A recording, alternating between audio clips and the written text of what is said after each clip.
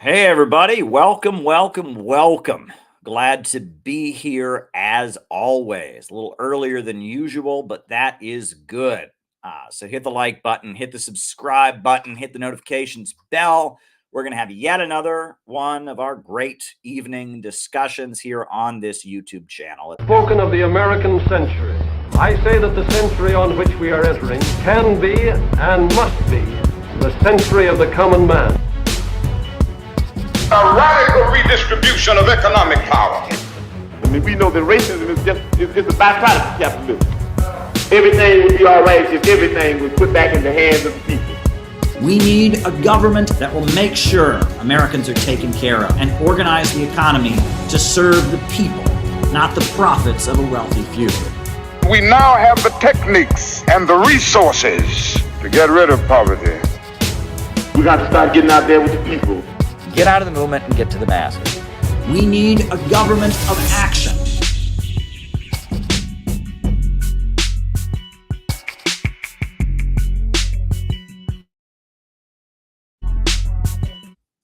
All right, everybody. Welcome, welcome, welcome. So glad to be here with all of you tonight. As you can see, I've got my windows open. It's still daylight.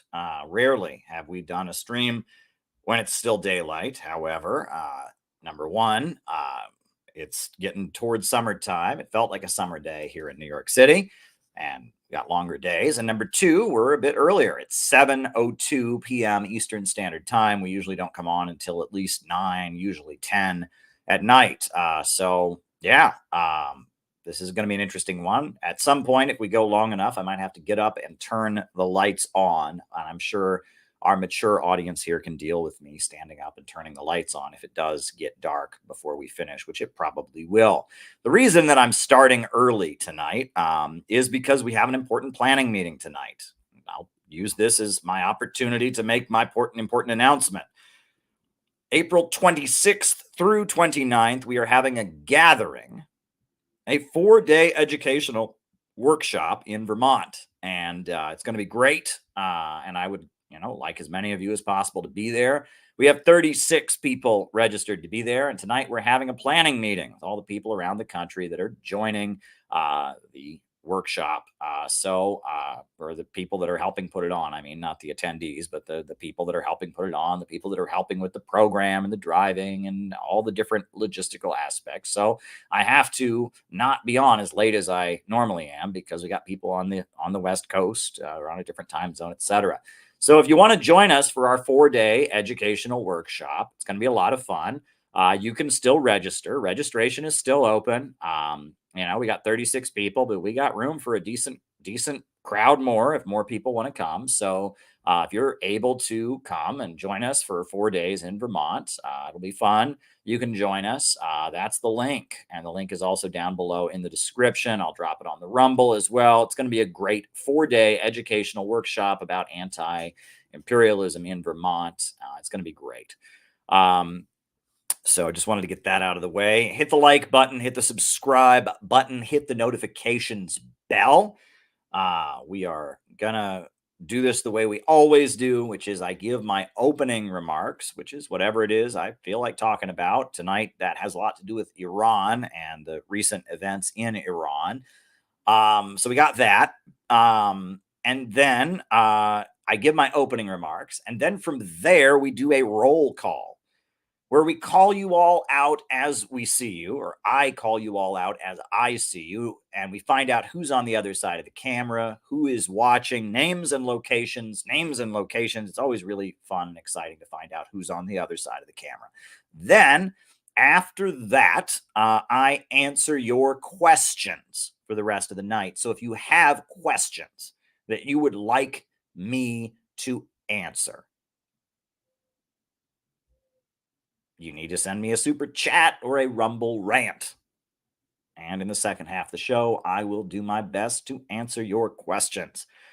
The second half of the show is just me answering your questions. So all of you that are watching this live, use your power responsibly and send me good questions to answer in the second half of the show. I'll be noting them as they come in during the first half of our show, and I will be answering them in the second half of our show.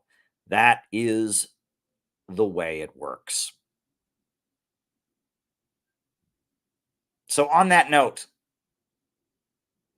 folks, I am going to begin my opening remarks. And tonight, my opening remarks are going to focus on the situation regarding Iran and the Middle East. But before we talk about Iran and the Middle East, I want to talk to you all about America.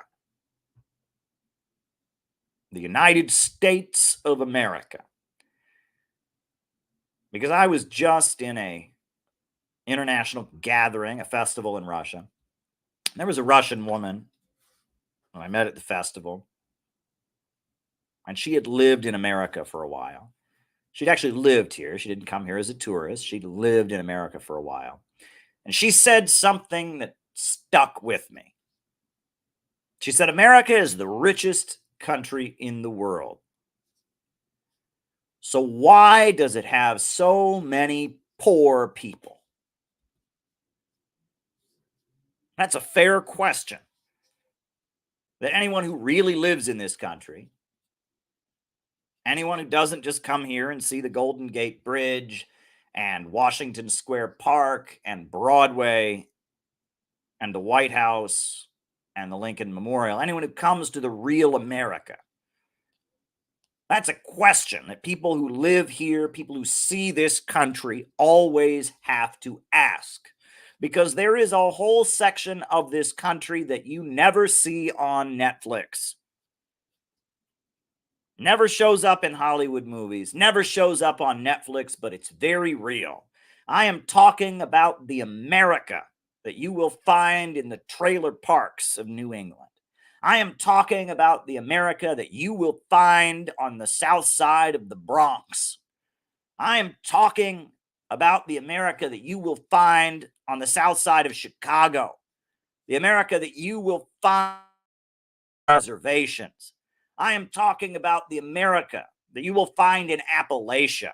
I'm talking about the America that you will find in the Black Belt regions of the Deep South.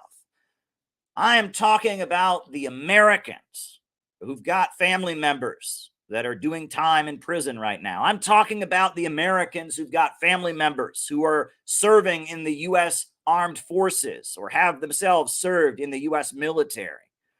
I'm talking about the Americans who've got roads in their neighborhood that are crumbling. I'm talking about the Americans who've seen what was once prosperous neighborhoods become dotted with empty, rotten, foreclosed homes. I'm talking about the Americans who've seen their cousins and their brothers and sisters, their sons and daughters destroyed by an opioid epidemic. I am talking about the America that Joe Biden and Kamala Harris don't give a shit about. And they've made clear for the past 4 years they don't give a shit about. That's the America I'm talking about. And that America is white, it's black, it's Arab, it's Asian, it's Latino, Hispanic, Chicano. But that America is very real. And that is the America that our elite have completely forgotten. I listen to a lot of podcasts by different voices, different conservatives, different other people. I was listening to a conservative podcast the other day, and they said, well, communists are always talking about the rich versus the poor, the rich versus the poor. Well, no, I am not talking about the rich versus the poor. Maybe somebody else is, but I'm not. I am talking about the very, very, very rich versus everyone else. I am talking about the bulk of our society, the working families of this country, the bulk of the American people, the overwhelming majority, the 99%, versus an international cosmopolitan class of bankers and elites that have no loyalty to this country or any other. I am talking about the ultra monopolies that have drowned this country into their global free trade system and are trying to set up a low-wage police state and the working class families and the small business owners and the communities throughout this country of many different races, many different nationalities, many different religions who are rejecting their sinister plans for a prison state and a third world war. That is what I am talking about. It's not the very rich versus the very poor. It's the very rich versus everyone else. And if you're watching this, you are one of the everyone else. And if you are one of the very rich, you are probably not watching this right now. And that's what we're talking about. And that setup, we're a small group of bankers and monopolists. Huge corporations dominate the planet. That setup is called imperialism. Imperialism, the highest stage of capitalism. Capitalism in its monopoly stage. It is a global financial system that is leaving American working families behind and is also destroying and wrecking countries all over the world. Imperialism is the enemy of all humanity. Imperialism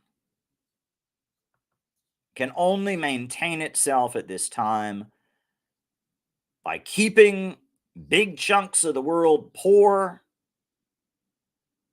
on making big chunks of the world poorer than they already were, and driving down living standards and reducing consumption and reducing the population.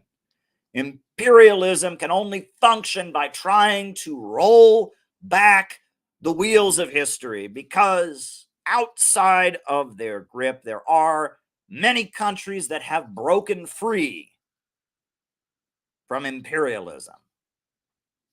And one of those countries is Russia. One of those countries is China.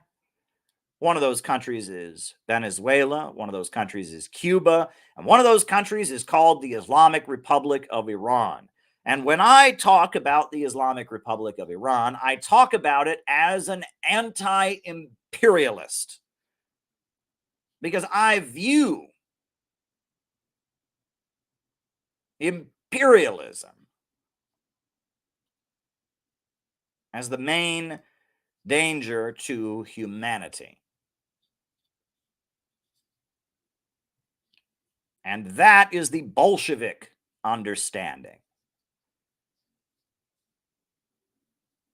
In the lead up to World War I, all the socialist parties, all the Marxists that said they were revolutionaries, they all sold out and they supported the war.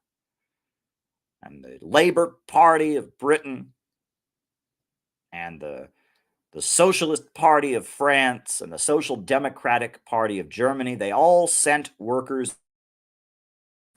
20 million workers died in World War I.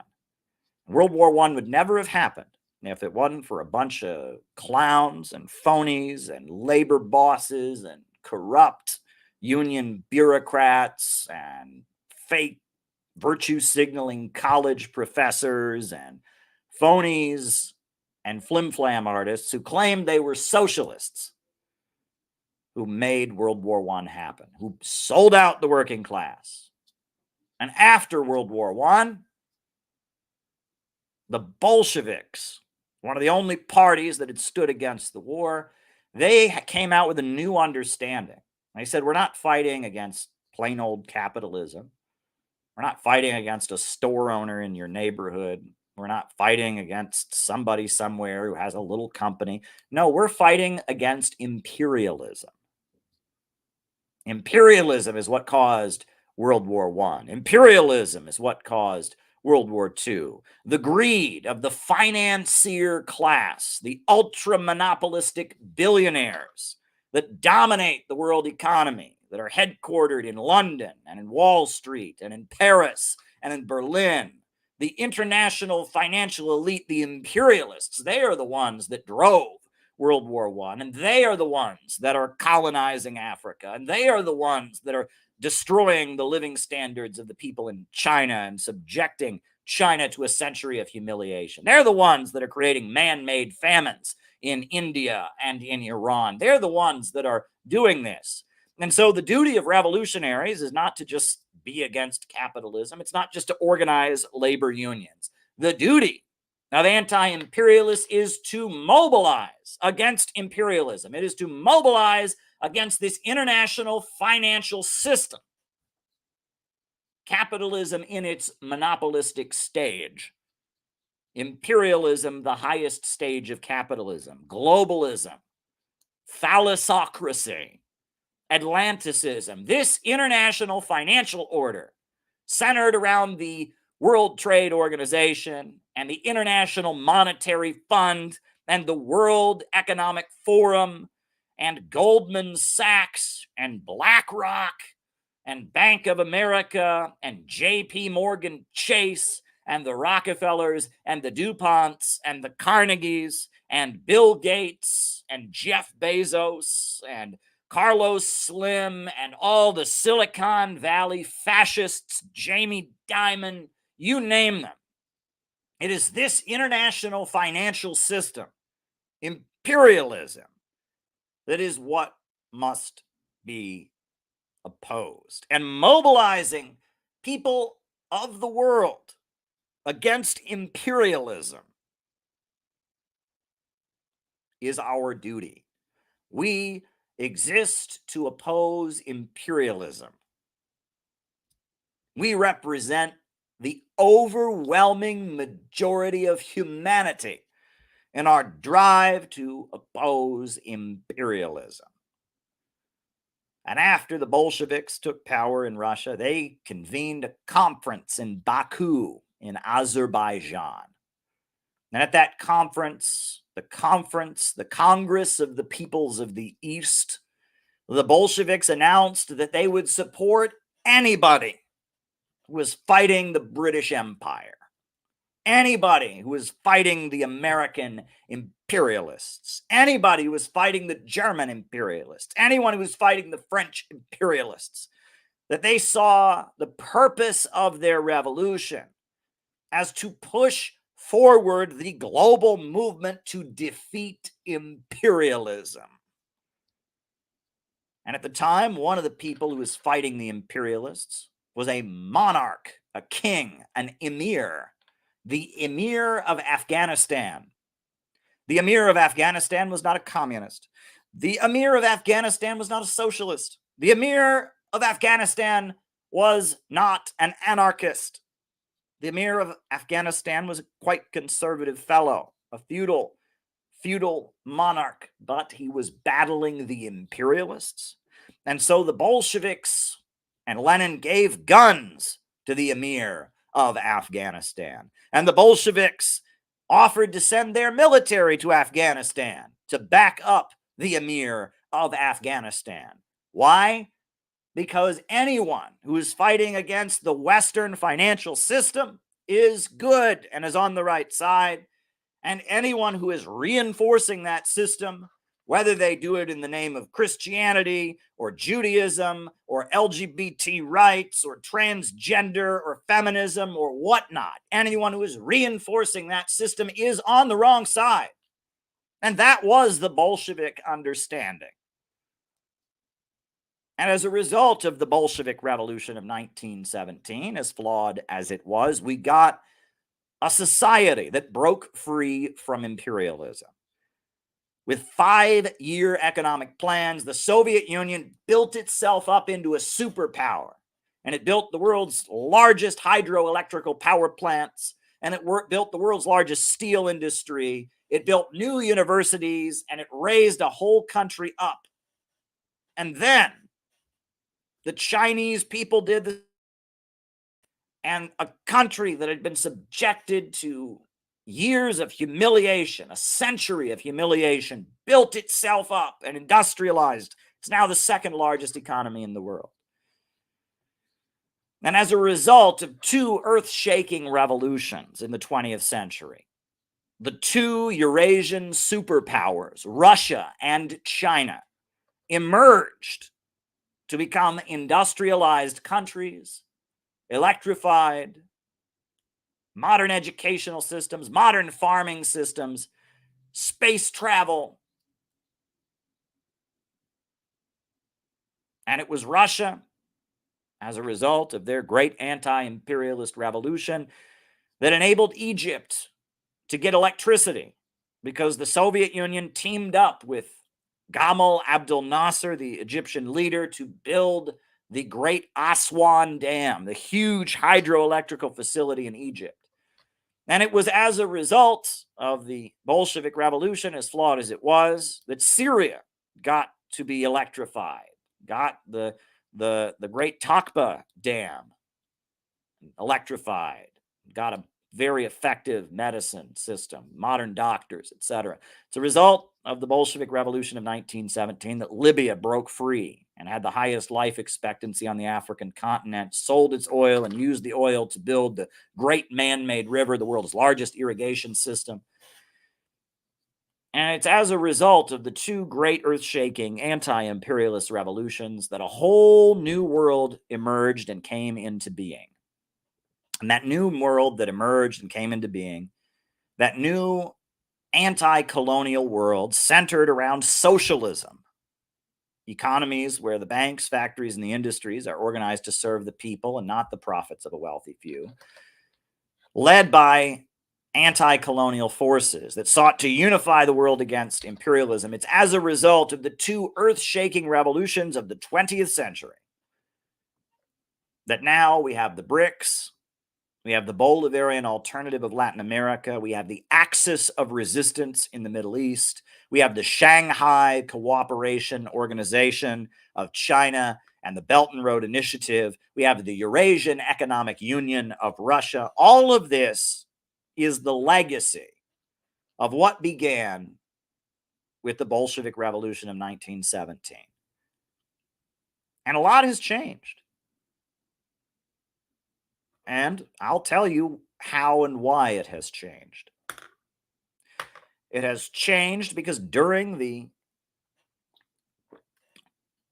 Cold War,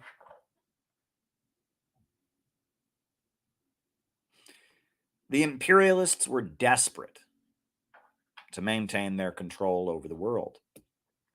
The Korean Peninsula started to break free. The Middle East started to break free. Cuba broke free. Country after country. Vietnam was slipping out of their fingers.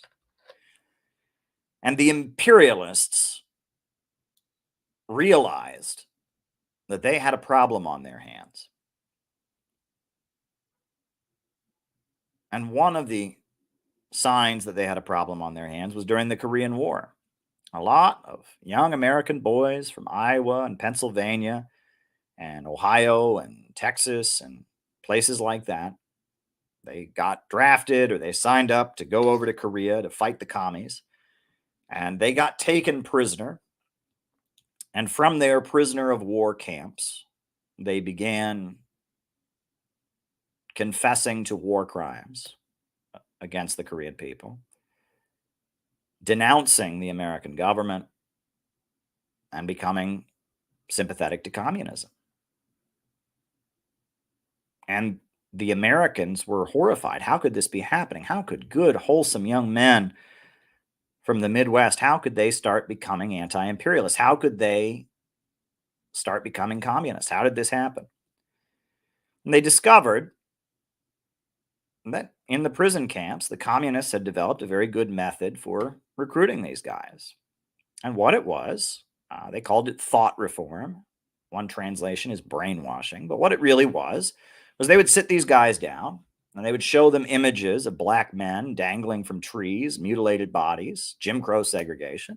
And they'd say, this is what America does to black people. And of course, these guys would say, no, that's a lie. That's propaganda. And they would show them New York Times articles, and they would show them documentation. And it would get to the point that they just couldn't deny that that indeed is what America did to black people. And then these guys would break. They would have a crack. They would have to recognize that America was not the land of the free and the home of the brave, that America did indeed brutally oppress black people. And then they would immediately flip and embrace communism. And of course, this scared the American government. There was the whole brainwashing scare. There was a movie called The Manchurian Candidate. It all came out, horrified the American government, and they spent millions of dollars investigating this process. And it began a project they called MK Ultra, a search for mind control. How is it that the communists are able to do this? And they assumed that this was some Asian magic. They thought that the Chinese communists were, doing voodoo or something. Ooh, you will listen to us. They thought it was hypnosis or something. It wasn't that. It was just a matter of breaking down these guys' very simplistic worldview. These guys thought America was infallible and could do no wrong. All you had to do was show them that, in fact, America was not infallible. America did do a lot of wrong. And these guys would immediately crack. But they discovered that there were some American GIs who didn't flip. And they were the ones that already knew about lynching. And they were the ones who were a little bit cynical about America already. They were the ones who knew that America was a pretty corrupt place. And so when they were confronted with the images of black men being burned, and when they were confronted with the truth of American crimes, their attitude was, sure, that's true, but you also do bad things. And, the world is shades of gray. And those guys didn't flip. And what the CIA discovered with Project MK Ultra was that if you really want to defeat communism, the way to defeat it is not by going straight on with anti-communism. The way to defeat it is to get people to be lukewarm, to get people to be skeptical, cynical, to get people to think, well, there is no real truth. Everything's kind of a matter of opinion. There's good and bad on both sides. And they realized that that was far more effective in preventing the spread of communism around the world and keeping the world under the grip of imperialism than getting people to be blind believers in the American system. And so, starting during the Cold War, American intelligence financed all kinds of experiments to bring drugs all across the United States. Project MK Ultra, they were distributing hallucinogens all over the college campuses. And they started funding art that was just paint splattered on a canvas that had no real meaning, right? And they told people, in the Soviet Union, they've got all these posters of workers building things, but that's all propaganda. But we here in America, we have art that's just splattered on a canvas. That's what freedom is, man. You can see whatever you want. It's all just a matter of opinion. And they realized that this psychological warfare technique called postmodernism, called liberalism, call whatever you want to call it, cultural revolution, whatever you want to call it, this weapon was far more effective in fighting communism than just straight up pro-imperialist, pro-capitalist propaganda. Get people into a state of mind where there is no real truth. There's baddies on both sides. Everything's a matter of opinion. And when people get into that mindset, they don't want to fight for anything. They don't want to sacrifice for anybody. They just want to kind of be selfish, look after their own interests, etc. And after this method of social control was used in the United States, it was used to kind of push the emerging civil rights movement away from a communist direction. It was moved to push the emerging anti-war movement away from communist direction. After that, they started exporting this liberalism, this postmodernism. They started exporting it to the communist world.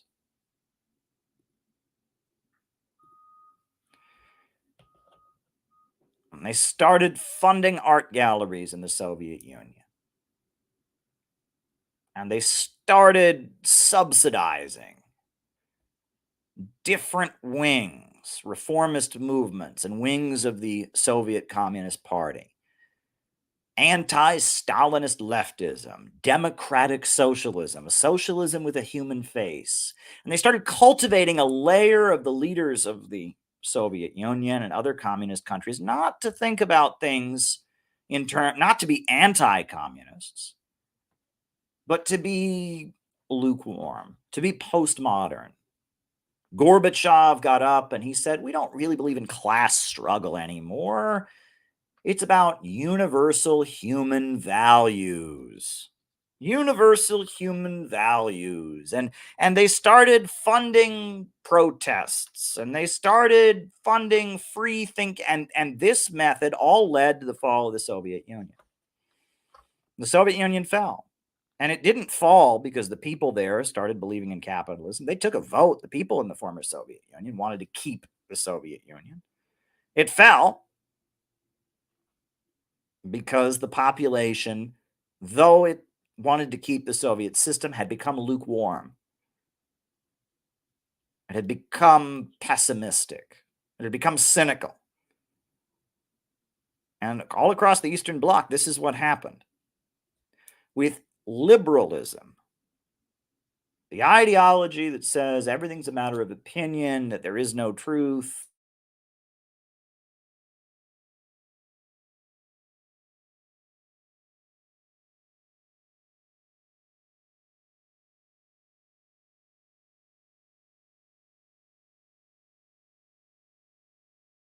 deflating the energy, the hope, and the passion, the ideals that are behind every real movement.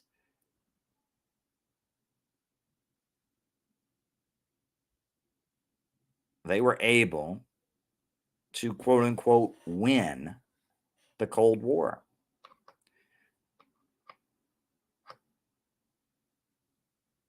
And in the 1990s, the fall of the Soviet Union happened. Russia got economically demolished.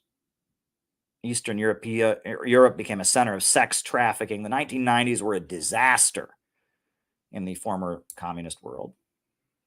But the communist countries of the world, they had real problems that they needed to address. And China introduced market reforms. Vietnam introduced market reforms. There were various things that needed to be adjusted.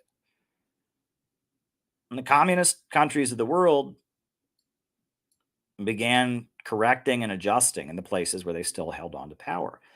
But meanwhile, that poison psychological gas that the West had deployed, that cynicism, that cultural hedonism, that postmodernism, that belief that truth doesn't exist, that poison pill, that chemical psychological weapon that they had deployed against the Soviet Union and against communism, the wind shifted and it started blowing home.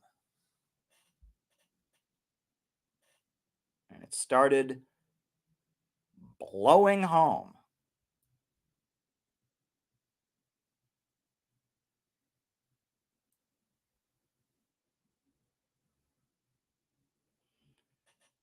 And our society is coming apart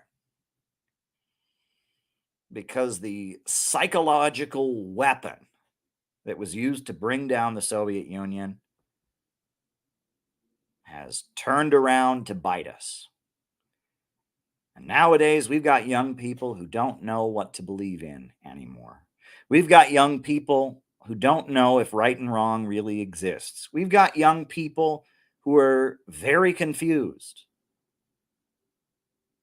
We've got young people who don't know if there's anything worth living for anymore. We've got young Americans killing themselves at record rates, using opioids at record rates, the depression, the suicide accompanying an economic breakdown.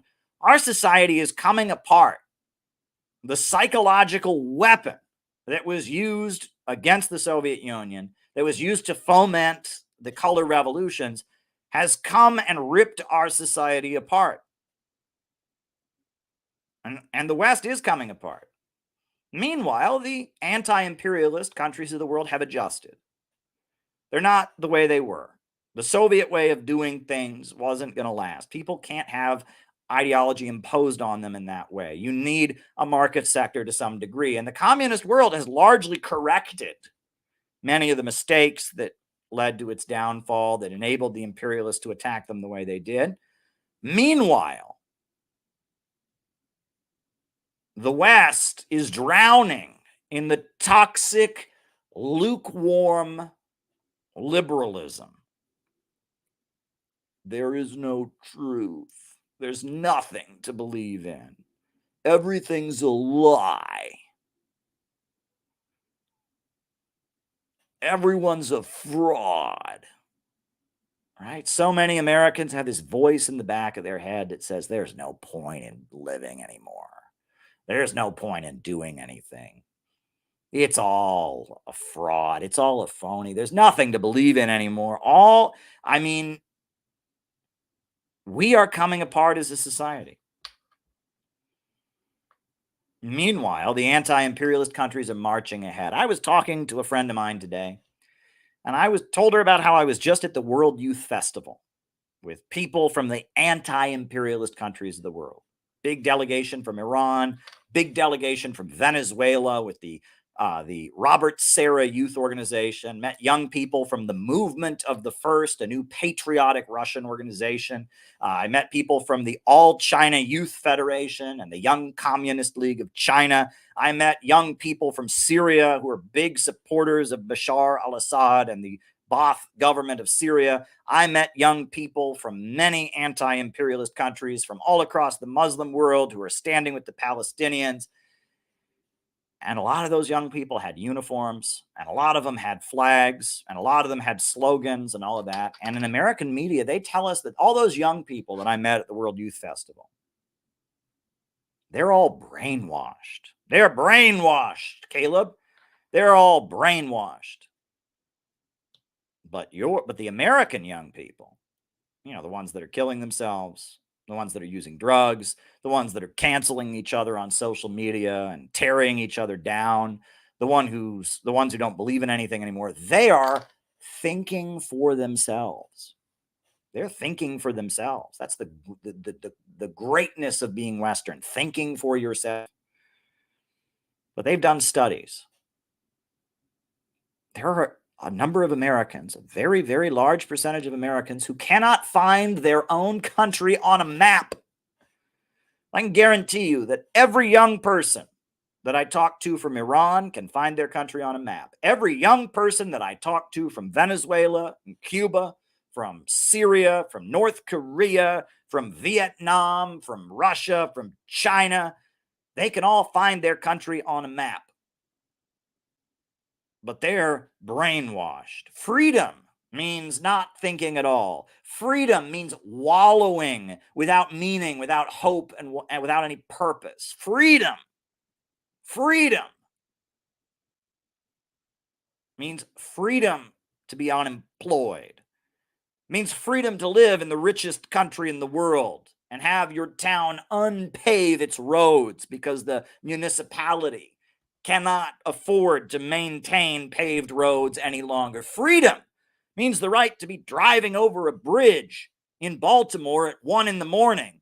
and have a ship bump into it gently and the whole bridge collapse because the American government is more concerned about sending bombs and tanks and drones to Israel than it is about making sure that you can drive over the bridge without it falling apart.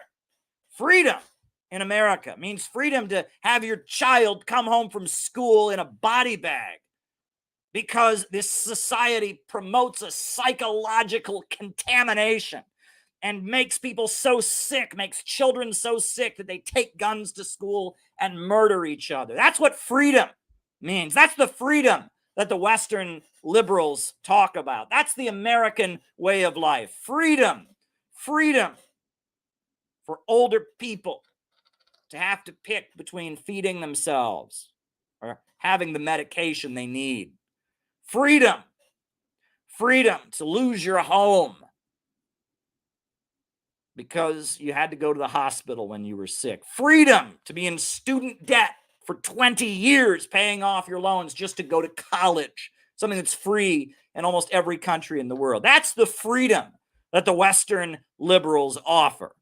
That's the freedom, the great heralded freedom of the Western world. And that is what they want to export across the planet. That's what they want to bring to Iran. That's what they want to bring to Venezuela. That's what they want to bring to Cuba. That's what they want to bring to Russia. That's what they want to bring to China. And every time they bring freedom to one of these countries, what is the result? How is Libya doing these days? Right? In 2011, the USA and NATO bombs brought some of that freedom to Libya. Libya used to have the highest life expectancy on the African continent. And now that freedom has made Libya a disaster. People are drowning in the Mediterranean trying to get out of Libya.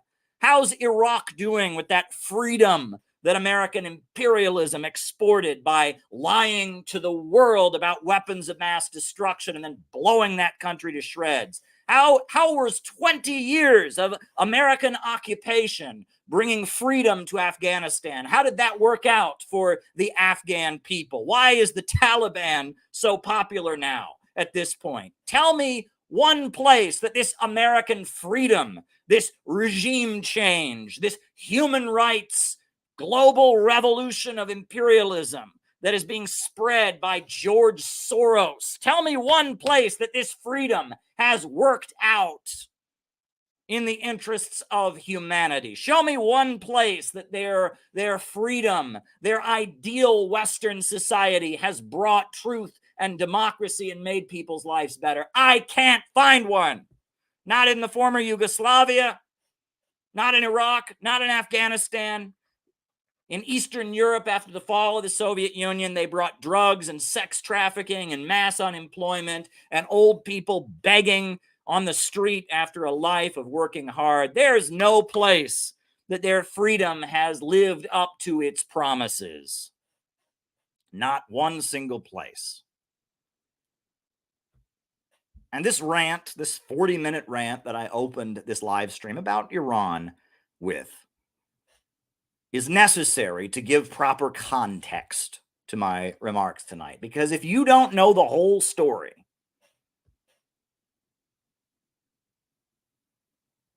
if you don't know the context,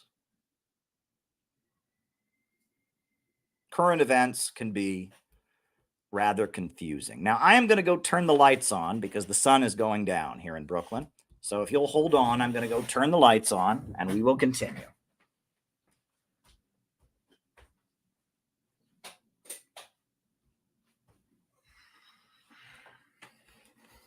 So in case you didn't notice, Israel recently attacked Iran.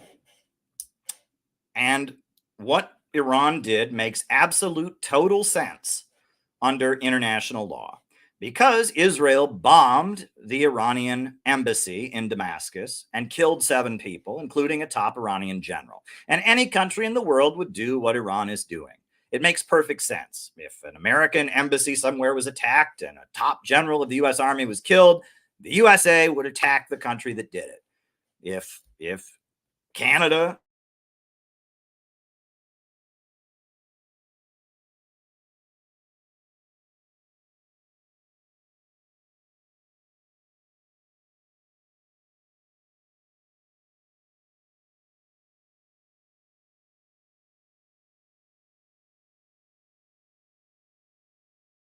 is laughable. Anyone who tries to tell you that Iran doesn't have the right to do what they did, that Iran doesn't have the right to respond to an illegal attack on its embassy, the murder of one of its top military leaders, anyone who tries to tell you that Iran doesn't have the right to do that needs to be laughed at. You need to just laugh at them.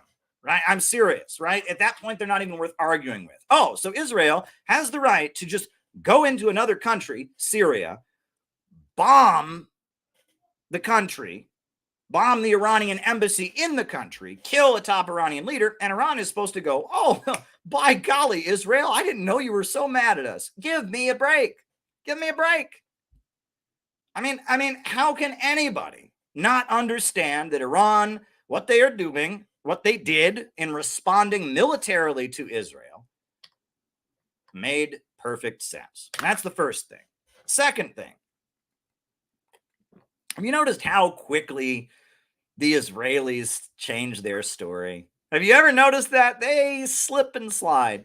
My whole life, my entire adult life, I have heard that poor little Israel is being threatened by Iran. I don't know if you saw this, but this is years ago. This is when I was a college student. There was a graphic going around, and it was the Iran nuclear weapons map. I don't know if you saw this, but it was this map of all the people who would be in danger if Iran got a nuclear weapon, all the people who could be nuked, right? Why we had to be so determined not to make sure that Iran did not develop nuclear weapons, which they never wanted, make sure that Iran didn't continue its peaceful nuclear energy program, because all these people are in danger, right? And I remember I had a college professor. Imagine if you lived inside this circle, like Iran was going to acquire nuclear weapons, which they never did, right? They never were pursuing nuclear weapons. They're a signatory of the Nuclear Non-Proliferation Treaty. Every Iranian nuclear site is monitored 24 hours a day by the International Atomic Energy. But I saw this stupid graphic everywhere about, oh my God, Israel's inside of that circle. And oh my God, what if Iran gets a nuclear bomb and it could blow up every single place in this circle? And I have heard my whole life about poor little Israel. Poor little Israel is afraid of big bad Iran. There's an Iranian threat, we've constantly been told. The world is in danger from Iran. That's what I've heard my whole life. All right? My whole life, I have heard that Israel is threatened by Iran. We need to give Israel more weapons to protect them from Iran. We need to put more sanctions on Iran to protect Israel. We need to, Israel is in a huge amount of danger from Iran. But then something happened, which is that Iran was put into a situation where they had no choice. They had to attack Israel, right? They had their embassy destroyed in Damascus. They had their top general killed. Iran had no choice. They had to attack Israel. And so now, all of a sudden, poor little Israel, remember poor little Israel? Oh my God, they're inside the cell. Oh God, Israel's under attack. Everyone, oh God, poor little Israel. Poor little Israel. Apparently Iran attacked them and it didn't bother them. Didn't bother them. No, we're fine. No, it's totally fine. No, nothing happened. Nothing happened. And I'm thinking, like, wait a second. Hold up. You're telling me nothing happened? Nothing happened. We're told that this Iranian attack on Israel that was totally justified, we're told that somehow Israel, it was sweat off our back, didn't cause us any problems. I'm thinking, hold up. I have been told for 30 years that Israel is so vulnerable, that the Iranians are so dangerous to Israel, that, oh my God, Iran is coming to get, and then finally Iran attacks Israel. And suddenly their story changes. Suddenly the story completely flips. And suddenly, no, Iran can't hurt Israel. No, Iran could never. No, it was fine. We went to bed one night. We woke up the next morning, couple bombs, no big deal. Can you see what lying sacks of shit the Israelis are? Can you see how much they have lied to us? We give them $18 million of our tax money every single day so that they can build settlements and evict Palestinian families from their homes. So they can build more bombs, so they can, pad their nuclear weapons arsenal. And the reason for doing it is supposedly they're in so much danger. Oh my God, they're just in so much danger, right? And then they get attacked, and then their story completely flips. Oh, no, nothing bothers them. Oh, Iran can't do nothing to us. We're fine. Wait a second. Which one is it? I want my money back. I want my $18 million we've given you every single fucking day while our schools are falling apart, while they're closing hospitals on the east side of Cleveland, while they're unpaving our roads. I want my $18 million back, Israel. You're now telling us that Iran can attack you and it doesn't affect you. And all this time you've been bilking us for money. on the basis of you're just so desperate to be protected from Iran. You're liars, Israel. Netanyahu and your bomb, your bomb map at the UN. You remember this, right? Netanyahu with his bomb map at the UN, bomb UN. You remember this? He's up there talking about how, it's only a matter of time before Iran gets a bomb and drops it on Israel. Oh my God, they're in so much danger from Iran. You remember this? You remember this, right? I mean, I want my money back. Israel has defrauded America. I want my money back. I want the schools that we could have had. I want the college education we could have had. I want the hospitals we could have had. I want the healthcare clinics and the roads and the high-speed railway we could have had. I want all of this back. Unless Israel just admits they're lying right now, which they are, just like they were lying before, right? Israel had to go out of its way to provoke Iran to attack them, right? Iran held off attacking them as much as they possibly could. Finally, Iran does attack them, and they try to tell us that it had no impact. Well, it did have an impact. They lost an Air Force base. Do you think Air Force bases are cheap? Iran destroyed, completely demolished an Air Force base. So much so that I can't show you footage on this stream because while it was happening, I showed you video of it and YouTube banned my stream, right? This is stream 705. 704 you cannot find. And the reason that you cannot find stream 704 is because YouTube took it down because I showed footage of the Israeli Air Force base getting lit up by Iranian missiles and drones. Israel had one of their Air Force bases completely demolished by Iran.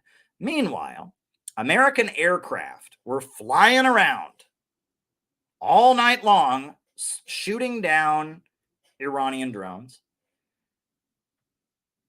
The United States and Israel spent $1.1 billion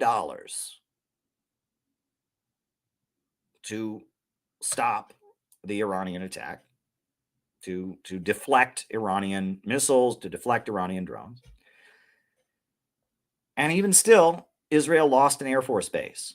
And Israelis were running into their bomb shelters and hiding. And Israelis were running to the countryside, and Israelis went to the hospital, and Israelis feared for their lives and screamed.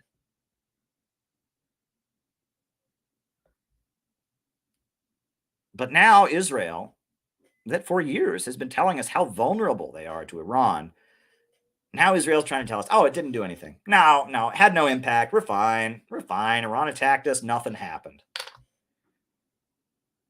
Yeah, something happened, Israel. Something happened. And Iran, their message to the world is, you ain't seen nothing yet. You ain't seen nothing yet, Israel. We blew up one of your Air Force bases. Right? We sent thousands of drones, and you spent billions of dollars blocking all of them. And we were using our oldest and most defective drones. We were unloading our cheapest and oldest cruise missiles. We can do 10 times better than that. You ain't seen nothing yet, Israel. You ain't seen nothing yet. We just gave you a little taste of the vengeance of the Islamic Republic. And in response to it, you spent $1 billion and you lost your Air Force base, and your whole country had panic attacks and was crying and hiding in bunkers. That's what happened. So, again, when you hear Israel telling the world, oh, it wasn't a big deal. Oh, who cares? Yeah, sure. We lost an Air Force base. No big deal. Say, wait a second. Wait a minute. Hold your horses, Israel. For 20 years, you've been telling us that if America doesn't give you huge amounts of weapons and huge amounts of money, you've been telling us that if we don't put huge sanctions on Iran, you're going to die from an Iranian attack. And then Iran does attack you, and you say, yeah, but that's fine. Iran can attack us any day. No big deal. You're liars, Israel. You're liars. You're liars. You're con artists. You're hucksters. You're frauds. You've been defrauding us out of our money.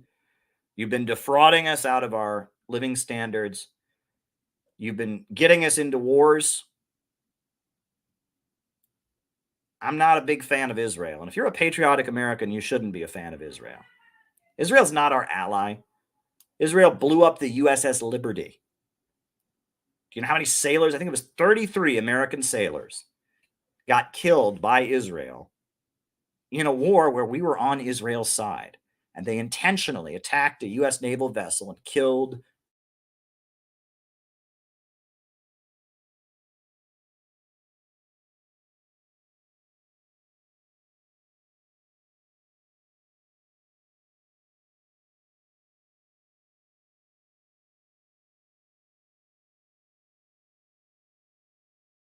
in the state of Nevada, Hank Greenspun, and he stole millions of dollars of U.S. military equipment from U.S. military bases. Go and look it up. Google Hank Greenspun.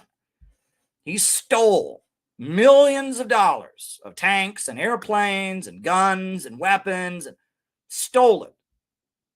And he didn't do 1 day in jail. He did not do 1 day in jail for doing it.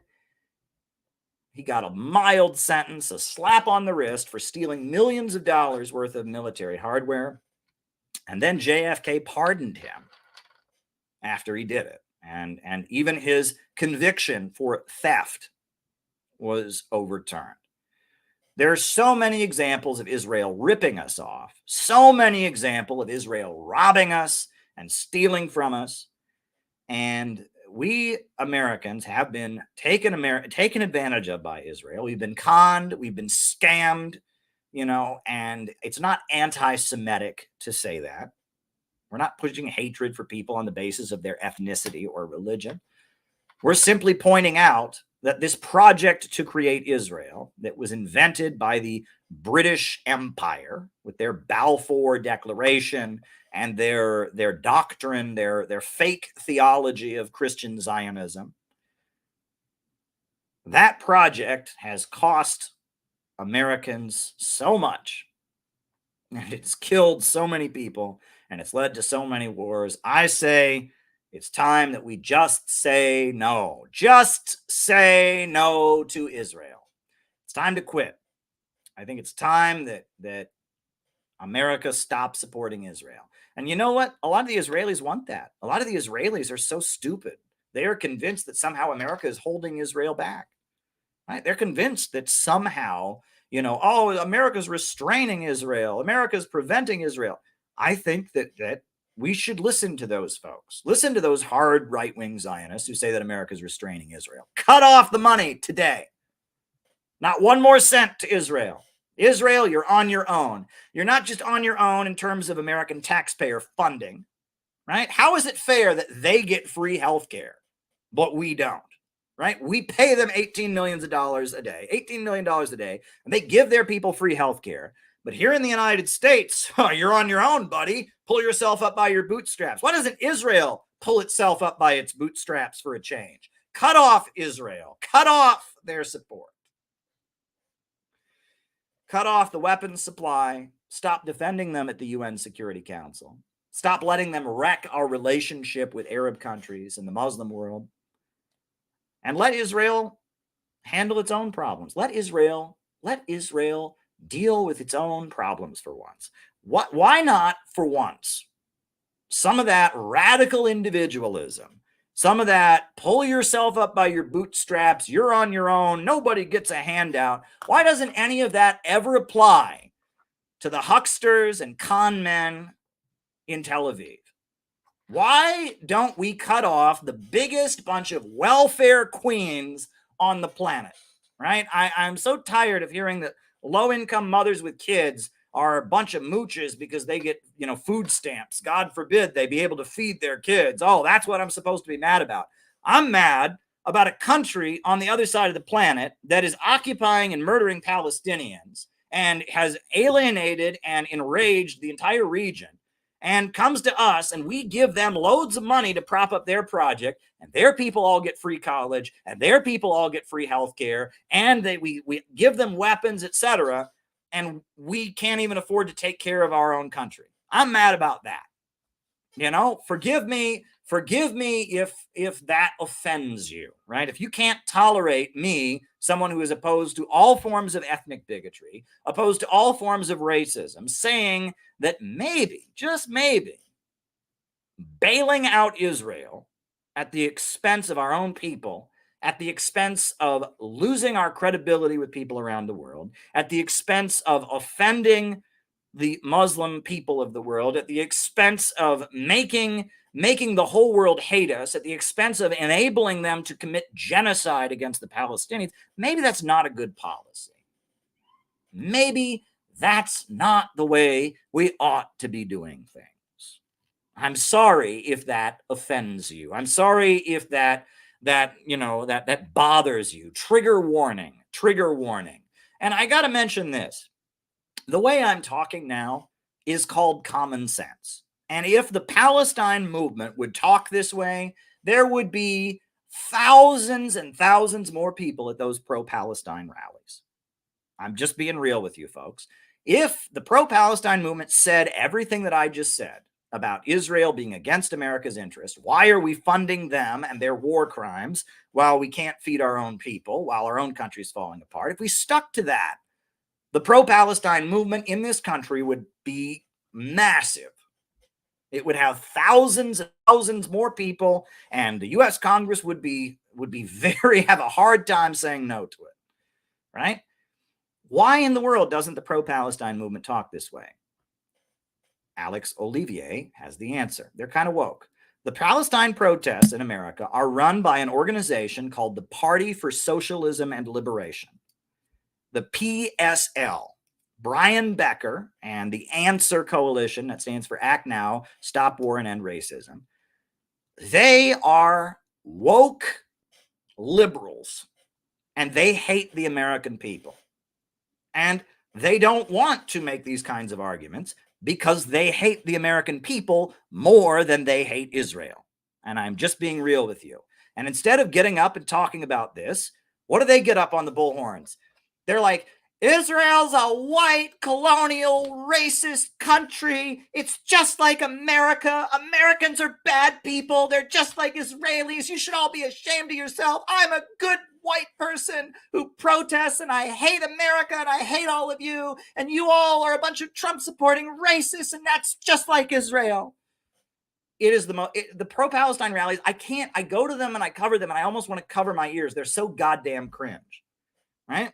I mean, they're so goddamn cringe. They're not protesting against Israel. They're protesting against America, and they just see Israel as an extension of America, and they don't protest against American imperialism. They're just protesting the American people.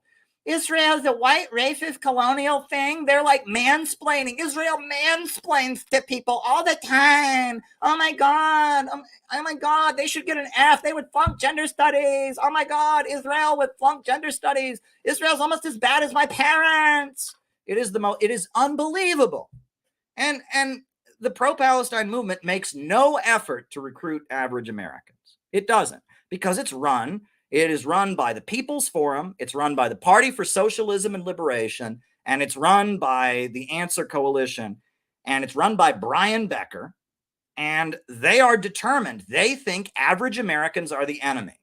You will never see American flags at their rally. Why? Because they hate America, right? You will never hear a Christian minister get up and speak at one of their rallies because they hate Christianity, right? They just want to have a big woke party in the streets. And basically what they want is for average Americans to see the Palestine rallies and see a lot of Muslims and see a bunch of woke, obnoxious, politically correct people and go, okay, I like Israel, right? And right now, the PSL are going out of their way to offend Americans. It's not enough to have rallies that no like real Americans want to participate in. It's not enough. It is not enough to do that. Now they are literally trying to block working class Americans from getting to work. Right? The PSL mobilizes people to stand in front of the Holland Tunnel to block average Americans from getting to work. They were blocking the Golden Gate Bridge in San Francisco today. They are literally trying to make average Americans miserable right? So that Israel can say, hey, you know how the Palestinians hate us? Well, the Americans with Palestinian flags, they hate you. So let's be friends. Let's team up. That's what they are trying to do. They are literally the best friends Israel ever had. If the anti-Israel rallies made the appeal that I just said, money for schools and jobs for Americans, not for Israel, right? Right? Let's take care of the American people before we fund Israeli crimes. They said that, right? It would be a massive movement.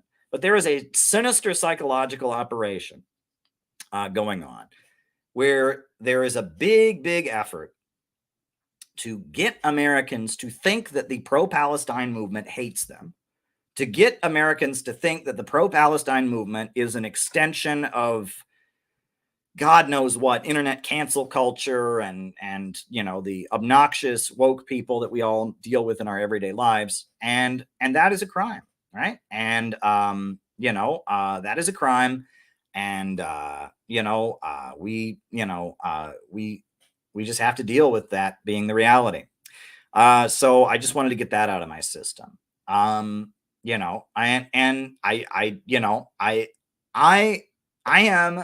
I am widely hated by people who call themselves socialists and communists in America because I take this seriously.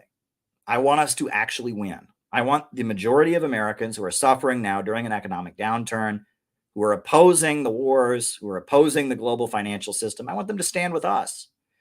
And that is not what the Answer Coalition wants. That is not what the bulk of the so-called left wants. They just want a virtue signal on the internet. They just want to make themselves feel good. They just want to be the good Americans and condemn the American society as a racist, evil country. They don't want to be the champions of the bulk of the American people. They want to feel justified and righteous in their condemnation of the American people. And that is a problem. That is a big problem. So I've gotten that out of my system. And so now I might as well, at this point, do one last thing, which is shout out to Ryan. Ryan sent me a Twitter direct message with this video in it, like last minute. I was getting ready to stream, and shout out to Ryan. Ryan sent me a direct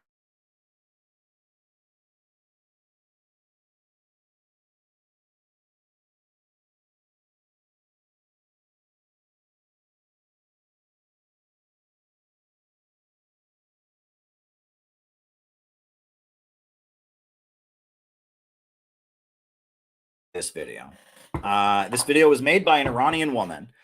And what's interesting is, there is a huge effort by the American government to destabilize the Islamic Republic of Iran, to incite Iranians to overthrow their government, to create unrest in Iran.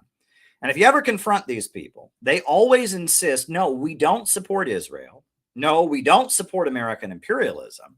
No, we just want more human rights in Iran. We just want more rights for women in Iran. We just want more rights for gay people. We want to overthrow the Islamic Republic. We don't work for Israel. No, we don't work for Israel. We're not working for George Soros, the American imperialist. We are just a human rights movement in Iran.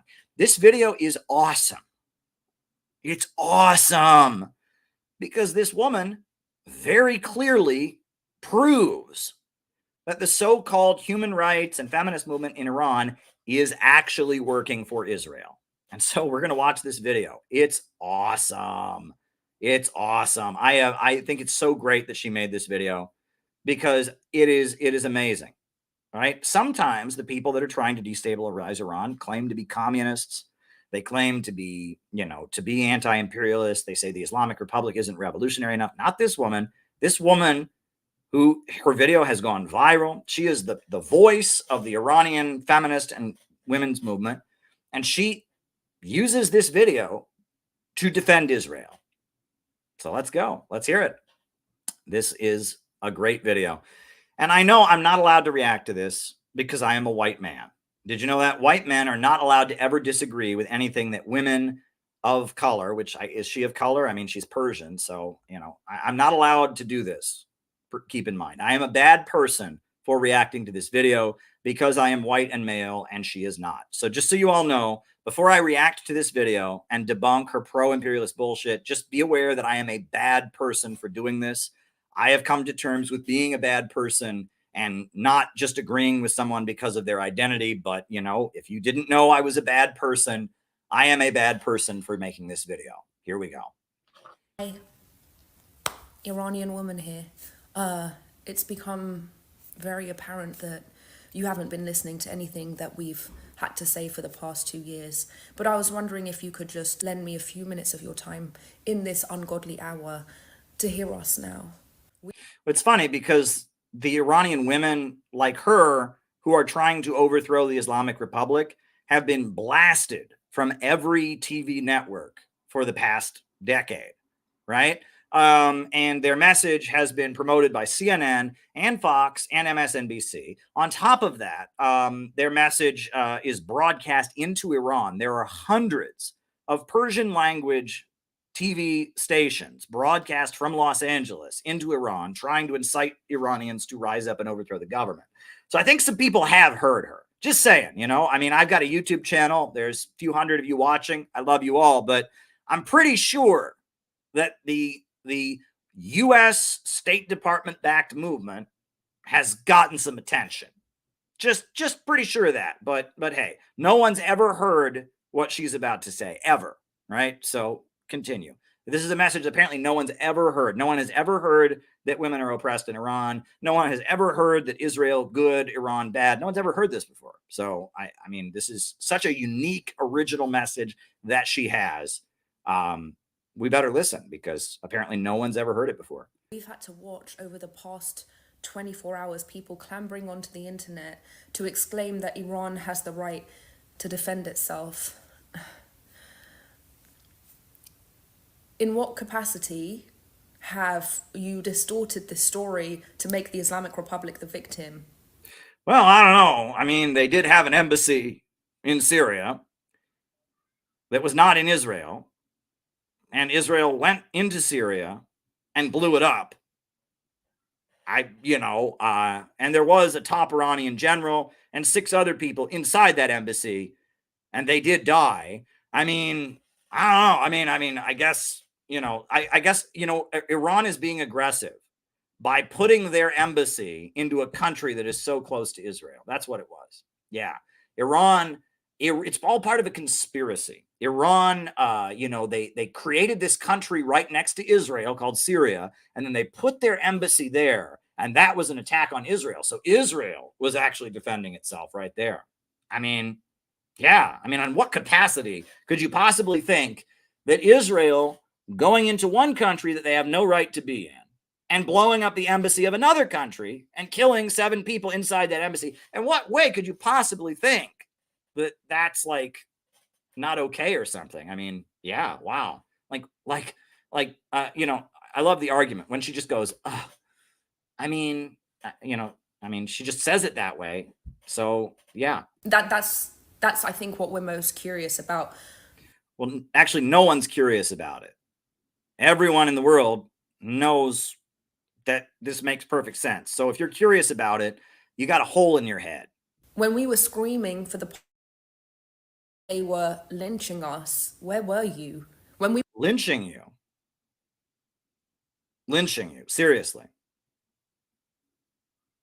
Yeah, they were lynching you. I really want to hear about them lynching you, right? So I want to hear about how they lynched you, right? Now, we did hear for the past 20 years and the past 5 or 6 years, we've heard about how there are women in Iran who are oppressed, how, women from the rich neighborhoods in Iran are going out and protesting against the Islamic Republic. We've seen that. We've noticed, but lynching you, really, they're lynching you, right? I mean, it's not like Iran doesn't have laws or courts. They're just mobs of people going out and hanging you from trees.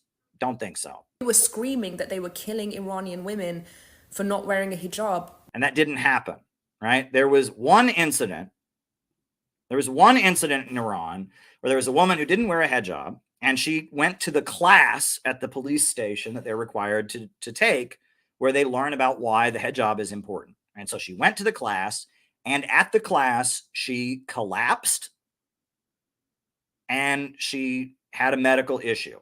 She was not beaten up by the police. She was not it had nothing to do with her being at the police station.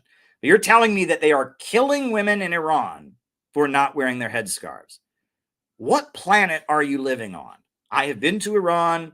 They do require women to wear headscarves, but there was one incident where one woman collapsed. And you're trying to tell me that in Iran, the punishment for not wearing a headscarf is death. That is what she's literally saying about her own country. She's blasted through social media by the tech monopolies, by the US giants, trying to tell people that in Iran, if a woman doesn't wear a headscarf, take her out and shoot her. And that's not what happens. Okay. And everybody who knows anything about the country knows that, yes, they do require women to wear a headscarf. It's called public decency. Most parts of this country require women to wear shirts because we don't think women walking around topless is okay. There, they want women to cover their heads, right? They have a little bit of a different culture, a little different standard of public decency, but they don't execute women for not wearing their headscarf. That's just a lie. There was one incident where one woman collapsed in a class. Were you when they were lynching Iranian men from cranes for protesting? Where were you? Okay, so lynching refers to extrajudicial killing, right? If somebody goes on trial and gets convicted of a crime, that's not lynching. That's called the death penalty. And also, the executions that happened were not for protesting. They were for murdering police officers, for blowing up buildings, for killing people, right? And I don't think anyone was lynched for protesting.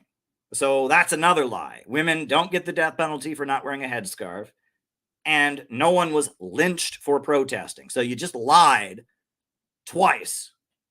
First sentence was a lie. Next sentence was a lie. When we were explaining that this is a terrorist occupying force, where were you? But all of a That's all over CNN all the time. That's all over CNN all the time. People demonizing the Islamic Republic, people lying about the Islamic Republic. The US government considers the Islamic Republic of Iran to be a state sponsor of terrorism. That's the whole global imperialist establishment is literally saying what you're saying. So I don't know how you find yourself marginalized. Sudden, everyone's graduated from Instagram School of Law to say that this is a violation of international law and Iran has the right to defend itself. Yeah, that's right. All these people think they're like legal experts or something for thinking that Israel doesn't have the right to just blow up the embassy of a foreign country. That's crazy. But who do you think you are? Who do you think you are to say that Israel doesn't have the right to go into Syria and blow up the embassy of Iran? Who do you think you're, who do you think you are? You think you're some kind of legal expert to be saying that Israel doesn't have, what, that's crazy, right? How do you know they don't, how do you know there's not some loophole in international law that says that it's okay for Israel to go into Syria and blow up the Iranian embassy? How do you think you know, right? There you go. How do you know murder is wrong? How do you know, right? So Joe Bob pulled out a gun and shot his neighbor. How do you know that's illegal, right? You're not a legal expert, geez, my friend told me I had to, buckle my seatbelt in when I was driving a car. Who does he think he is? Henry Ford? He knows all about cars now. He's some genius. Does he have a degree in car engineering, right? Oh my God. The other day, my mom told me I shouldn't eat too much sugar as it wasn't good for my health. Who does she think she is? Some kind of expert nutritionist? Is she got a degree? Does she own have a nutrition channel on YouTube? Has she written 6 books on nutrition? What does she know, right? How do you know? How do you know, right? It's not like common sense or anything. This is, so yeah, what do we know? How do we know? How do we really know? Are we experts in international law to really know that Israel shouldn't be going into other people's countries and blowing up the embassy of other people's countries and killing people without provocation? How do you know that, right? Who do you think no one's ever listened to people that want to overthrow the Iranian government. No one's ever listened to people saying that Iran oppresses women, ever. No one's ever listened to any of them. They're only on TV 24/7 spewing their World War III propaganda, but apparently no one has ever heard them before. Just listen to her. Guys, why are you so mean? Just listen to her. No one's ever listened to this poor woman, ever. You're not talking about Iran. You're talking about the Islamic Republic. What the Islamic Republic does. Well, the Islamic Republic is the internationally recognized government of Iran. What's the name of Iran, the country? Is it the Kingdom of Persia? No. Is it the Arab Republic of Iran? No, they're not Arabs. They're Persians. Is it the Democratic Republic of Iran, like the Democratic Republic of Korea? Oh, no, it's the Islamic Republic of Iran. There is a UN member state. What's it called? It's called the Islamic Republic of Iran. Oh, boy. Wow. But, you're not talking about Iran. You're talking about the Islamic Republic, right? I'm sorry. I know you're really sad that that Papa Pahlavi is not in charge anymore. You really want the Shahs of Sunset Park and their Baha'i courtiers to be running Iran, but they're not no more. So you don't consider the Islamic Republic of Iran to be legitimate. Okay, well, the overwhelming majority of the people living in that country disagree with you. So is not a reflection of the Iranian people. We've been clear about what we want, which is peace. I think the people of Iran also want peace. And that's why they are not happy with what Israel is doing. And that's why they're not thrilled with the USA overthrowing Iraq right next to them and destabilizing Iraq and destabilizing and trying to overthrow the government of Syria and invading Afghanistan right next to them and destabilizing Afghanistan. You do realize 3 countries that are right on Iran's border have been invaded and destabilized by the United States. You do realize that. You do realize the USA puts crippling sanctions on Iran. You do realize that Iran's right to peaceful nuclear energy has been heavily suppressed by the United States. Like, the USA designates Iran as a state sponsor of terrorism. The USA murdered Iran's top general, Qasem Soleimani. I mean, yeah. You're trying to tell me that Iran is the one that's trying to start a war here? Second of all, you may have discovered the Middle East yesterday, but the Middle East didn't start existing yesterday. Did you know that? Apparently the Middle East didn't start existing yesterday. Apparently anyone who doesn't agree with her and her pro-CNN, pro-Israel narrative apparently doesn't understand that the Middle East didn't start existing yesterday, right? Apparently, all the scholars in Iran, all the professors, all the people around the world standing with Palestine, all of them don't know anything, right? We all just think the Middle East started yesterday. I want to talk about an act of war. Just a few days ago, a federal court determined that the attacks on Israeli embassies and Jewish centers in Argentina were conducted by the Islamic Republic and Hezbollah. That was in the 90s.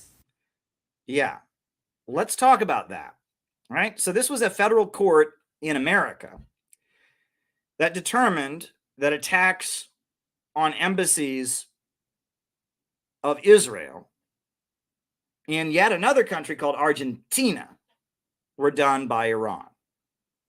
Now, you know who's investigated those attacks, those bombings on Israeli embassies in Argentina?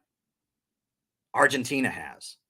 And Christina Kirchner has spoken at the UN and said, we've investigated those bombings from the 90s over and over again, and we have never found any links to Iran or any links to Hezbollah, ever. So the people in the actual country where these attacks happened have never been able to establish any links. But you're telling me that because a court in America decided that the attacks on an embassy in Israel, in Argentina, the embassy of Israel in Argentina in the 90s, because an American federal court blamed that on Iran, when the Argentine government has said that's not what happened, when there's never been any evidence showing that, you're telling me that that is your argument about why it is therefore okay for Israel to go into Syria and blow up the... Okay. Well, geez, I decided that 9/11 was actually committed by the people of Guyana And so I guess that makes it okay for America to go blow up Guyana's embassy. I mean, there's no evidence of this, but I got a court in the Netherlands to agree with me. So therefore, it's okay. I mean, are you kidding me? Are you kidding me? Also, two wrongs don't make a right. Right? I mean, just because you can make a spurious case that a bombing that happened in the 1990s is somehow linked in a spurious way by a court in a yet another country, that then creates legal justification. Okay, so that's your argument, right? So that is your argument, right? Is that because a court in America said that something that happened in the 1990s was Iran's fault, when the courts in Argentina said that's not what happened, when there's never been any evidence ever put forward to prove that, that's your argument about why. Oh, okay. Well, I mean, can't argue with that. I mean, what do we know, right? We're not international lawyers. That was in the 90s. Was that? Yeah, it was in the 90s. And no evidence has ever been discovered. And you're full of shit. An act of war? How about the terror proxies that the Islamic Republic has created to foster regional instability? What did you think? You mean the people that are in Syria fighting against ISIS, while Israel has provided ISIS with medical care and been carrying out bombings to try and help ISIS in Syria? Are you talking about the Shia Muslims in Iraq who are trying to protect themselves from Wahhabis and ISIS-linked fighters, some of whom got weapons from Saudi Arabia? Are you talking about the people of Bahrain who want democracy and want to elect their leader and have a king imposed on them by Saudi Arabia against the popular majority? And when they go out and protest for their human rights, the U.S. and Saudi-backed government guns them down in the streets? Are you talking about the Bahrain, civil rights and freedom movement? Like, what are you talking about here, right? These terrorist proxy forces. Are you talking about the Houthi movement in Yemen that is the hero of the whole Muslim world right now because they're stopping ships and trying to support the Palestinians? Tell me about these terrorist proxy forces. You're literally talking about people who battled ISIS on the battlefield. Nobody has killed more ISIS terrorists than Iran, right? The Islamic Revolutionary Guards Corps, the Hezbollah, the Quds Force, they were on the battlefield in Syria kicking ISIS ass. They were on the battlefield in Iraq kicking ISIS ass. These are the people who fight against terrorism, my dear, right? And I'll also let you know that Gaddafi was a great fighter against terrorism, and the USA overthrew him. Saddam Hussein was very opposed to Al-Qaeda and terrorism. I mean, this is just like, the U.S.-Israeli destabilization of Libya, Iraq, Syria, Afghanistan has enabled terrorism more than anything. And Iran is just trying to stabilize the region. And you don't know what you're talking about. That they were there for? What did you think Hezbollah was there for? Well, I don't know. I mean, it's like half the government of Lebanon. It was formed after Israel invaded Lebanon, and it was like various self-defense militias in Lebanon to repel the Israeli invasion. And now they get elected to the parliament and they win. I mean, what are they for? I don't know.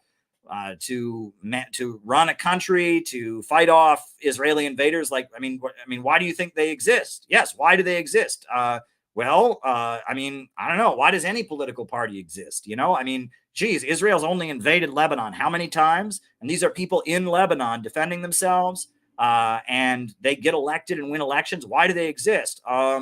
Because the people of Lebanon want to defend themselves and want to have people represent them in the parliament. Hamas, Houthis, the militia. Hamas is the Palestinian wing of the Muslim Brotherhood, right? And it's been on the opposite side of Iran in Syria. It's been on the opposite side of Iran in Libya and various conflicts. Hamas gets supported by many different countries in the Middle East, many different Muslim groups, including Turkey and Qatar and the United Arab Emirates, and others give support to Hamas. The Houthis are the legitimate expression of the Zaidi Shia movement in Yemen. They represent, I wrote a whole book on the history of them. It's like, just because you can list off groups and we're told by American media that they're bad, that does not somehow make Israel violating the territorial integrity of Syria to murder Iranians. That doesn't make that legitimate. Groups in Iraq and Syria. Did you think that they were there to instigate a system of public schooling, education, to feed the poor, house the unhoused? What did you think? Well, they actually do all of those things, you know, just saying. I mean, you know, all those things you said that, did you think they were there to do that? They actually do that. Hezbollah builds schools. The Houthis build schools and feed people. Hezbollah does that in Lebanon. They actually do those things. So if someone thought that's what they do, they would be right. And even the harshest critics of the Houthis and of Hezbollah and of the Shia Muslim militias in Iraq, all of them actually, even their harshest critics will say that's why they're popular, is because they actually do those things. So if we thought they did those things, we would not be idiots. We would actually be people who know what we're talking about. In fact, you can read anti-terrorism documents published by Israel that admit that they do these things. So you just listed a bunch of things that these organizations funded by Iran actually do, and tried to tell us we were stupid for thinking that they do these things. And in Iraq in particular, one of the main reasons these Shia militias exist is so these people can defend themselves. You do realize that there were, Wahhabi fighters who went around murdering Shia Muslims and blew up the Dome, one of the most sacred shrines in Shia Islam. And that these are people who are Shia. The majority of Iraqis are Shia. And Shia were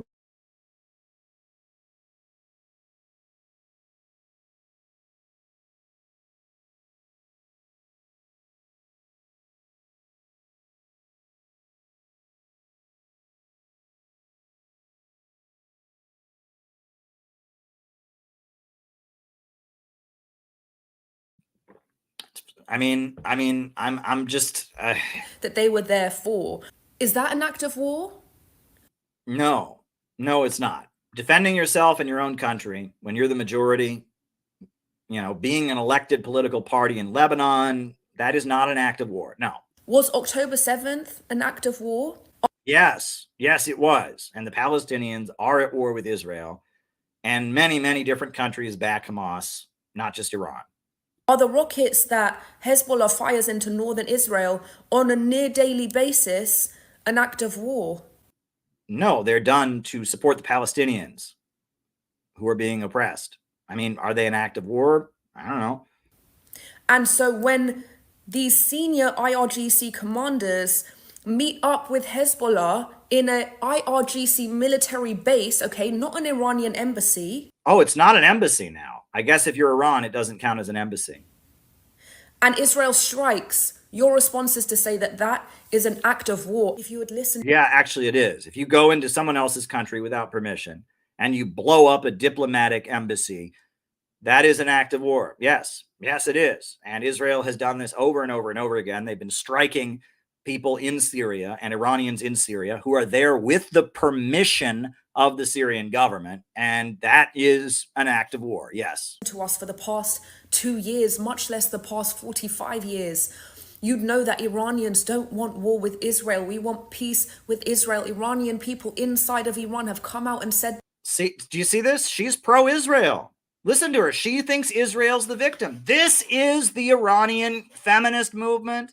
She represents the Iranian feminist movement. She represents the Iranian, the Iranian human rights movement. She represents the opposition to the Islamic Republic, and she supports Israel, right? If you tell me that, I don't support the Islamic Republic, I support the Palestinians, but I don't support the Islamic Republic, I support the protests against them. Well, you're supporting Zionists because this woman's a fucking Zionist. She thinks October 7th is the crime, not the occupation of Palestine, not the bombardment of Gaza. She thinks that the Palestinians don't have the right to defend themselves. She doesn't want anyone to oppose Israel. She wants peace with Israel. She wants everyone to just be fine with what Israel does to the Palestinians. She's a Zionist. Thank you. I really appreciate this because I am so tired of people trying to both sides this. Well, I'm against Israel, but Caleb, Iran is so bad. Well, the people that are staging the protests in Iran are pro-Israel. This woman is pro-Israel. She thinks Israel's the victim. She believes what Mossad says to justify their actions. She's spreading Israeli propaganda. So don't anybody give this. Well, I'm not pro Israel, but Iran is evil and I support the protests. She's the protests and she's a fucking Zionist. Over and over and over again. It's you that wants war with Israel. It's your hatred for Israel and your hatred for Jews that's pulling us into a war that we didn't ask for. Have we? Poor Israel. Poor Israel. Oh my God, she's a Zionist. The Iranian feminist movement is a Zionist operation, right? The Iranian feminist movement, it's not about headscarves. It's not about human rights. It's about poor little Israel. We just want to get along with Israel. Why won't you listen to us? Israel got attacked unfairly. Israel never did anything wrong. Not suffered enough for the past 45 years that we now have to be used as pawns for your fantasies about war with Israel. You're using Iranian women as pawns, because I can tell you that the majority of Iranian men, women, children, and everybody else don't support Israel like this woman does. I can tell you that. There ain't no love for Israel in Iran or any other Muslim country. And this video is proof that the Iranian feminist movement are being used as pawns by Israel to destabilize the Islamic Republic. This woman is a Zionist. She is making Zionist arguments. Leave us alone. We don't want. Yeah, why don't you leave Iran alone? Right? I doubt you're there. You're probably in London or in Southern California with the Pahlavi family who fled after their people rose up against them after years of dictatorship. Why don't you leave Iran alone? Your country had a revolution and they kicked you and your family out. So why don't you stay out? Either go home and become an Iranian citizen and participate in Iranian politics again and vote like women in Iran do, serve in the parliament like Iranian women do at a much higher rate. There's a far bigger percentage of Iranian women in the parliament than there are women in the American Congress, right? Go to Iran and participate in their political system or shut the fuck up. That. So if you want to support the Islamic Republic in putting Iranians' lives at risk and everyone's lives at risk, they just kill. How is Iran putting people's lives at risk? By responding to people killing their diplomats and blowing up their embassy. A 10-year-old Bedouin you wanted. A 10-year-old Bedouin boy, right? Just like they execute all women who don't wear headscarves, like you said at the beginning of your video. I'm sure that's true, right? Israeli TV said it, so it must be true, right?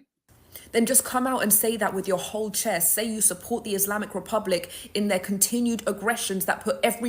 I do support the Islamic Republic in standing up for the Palestinians, in standing up for the Yemenis, in standing up for the Iraqi Shia community, in standing up for the Syrian Arab Republic and the Syrian Christians and the Syrian Alawites and the Syrian majority against ISIS. I support the Islamic Republic in standing with Venezuela and bringing food to Venezuela when the USA puts crippling sanctions on Venezuela and tries to starve their people. I support the Islamic Republic in supporting Cuba against the criminal American blockade. I support the Islamic Republic in standing with the Irish freedom struggle. How else should I support the Islamic Republic? I support the Islamic Republic in standing with the Palestinians. I support the Islamic Republic in standing with the people of Yemen. I support the Islamic Republic in building schools and electrifying Iran. I support them in building highways and industrializing Iran. I support them in standing and cooperating with China. I support them in cooperating with Russia. I support them in a lot of different ways. I support the Islamic Republic of Iran because they are fighting the imperialists, and you are an imperialist Zionist bootlicker. Everybody's lives at risk, but don't say Iran. For 2 years. Don't say Iran. Iran, Iran, Iran, Iran, Iran, Iran, Iran, Iran, Iran, Iran, Iran, Iran. I'm going to say Iran as much as I want to. Iran, Iran, Iran, Iran, Iran, Iran, Iran, Iran, Iran, Iran, Iran, Iran, Iran, Iran, Iran, Iran, Iran, Iran, Iran. I can say Iran as much as I want to. Years we asked you to come out and say free Iran, and now you want to speak up to put our lives at risk. Now, Israel asked you to help destabilize your homeland. And you are so full of hatred for your own people that you looked at Iraq and what happened to Iraq after the U.S. invaded it, and you looked at Syria after the USA attempted regime change there, and you looked at Libya after the USA attempted regime change there, and you looked at Afghanistan after 20 years of occupation, and you said, God damn it, why can't that happen to my people? I want that to happen to my people. I want Iranians to be refugees. You know, I want Iran to be destabilized and balkanized with different tribal groups fighting each other. By God, I want my own people to be getting on rafts and drowning in the Mediterranean because their country is so unstable. You hate your own people so much that you have fled to the imperialist countries, and you're making propaganda to make what happened to Iraq and Syria and Afghanistan and Libya happen to your own people. You are human garbage. You know, I don't like the American government, but I don't jerk off to 9/11. That's what you're doing, right? I don't like the American government. I don't approve of American government policies, but I don't fantasize about the people in my neighborhood becoming refugees and having their homes bombed to shreds. That is what you are actively lobbying to do to your own people. You are human garbage. You really are. You know, it's one thing if you don't like the Iranian government, but you are literally in your country's enemy country trying to build the case for a war to murder your own people.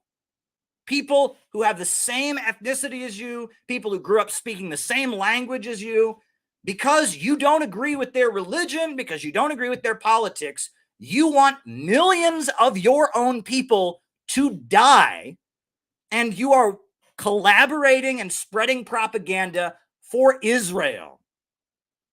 Seriously. And I mean, how do you look yourself in the face? Right? How do you look yourself in the face? Seriously, I don't get it. You know, the American government, the American military, at least they're from here. At least we're American doing the crimes of American imperialism. You know, Israelis, at least they're Israelis doing it. You're Iranian, and you want to murder Iranians, right? I mean, this is beyond me. Right? I mean, it's one thing, right? If your country's run by the imperialists or something like that, and you think that's the real government, but you're from a country that is under attack by the imperialists. There's people who look like you that will become refugees. There's people who speak your language who will get their homes bombed and destroyed. We've seen what happened in Iraq. We've seen what happened in Libya. We've seen what happened in Afghanistan. And by golly, you just want that to happen to your own people. I mean, what kind of person are you? Right? I mean, this is a level of evil that is shocking. You know, I mean, this is like the Jews who put other Jews in gas chambers. That's what we're dealing with here. She hates her own people so much that she wants the fate of Iraq, the fate of Libya, the fate of Syria, the fate of Afghanistan to happen to her own ethnic group. She's not an Israeli. She's not an American. She is a self-hating Iranian, right? And the sad thing about this is this woman, she's talking about being Iranian. She probably must hate some part of herself, right? Because in order to be this pathological, right, she must on some level like really hate like her nose, her face. She must really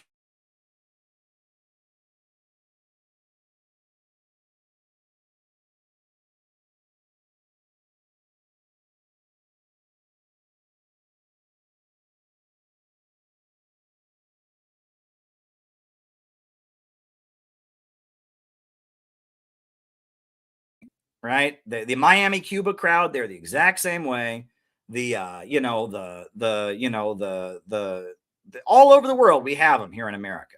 People who flee their own country and want all the people in their homeland to die, right? In order to fit in with the Americans, in order to fit in the new country, they want all the people in their homeland to die. I mean, they literally want bombs dropped on their people. They want sanctions to prevent their people from getting medicine to be passed.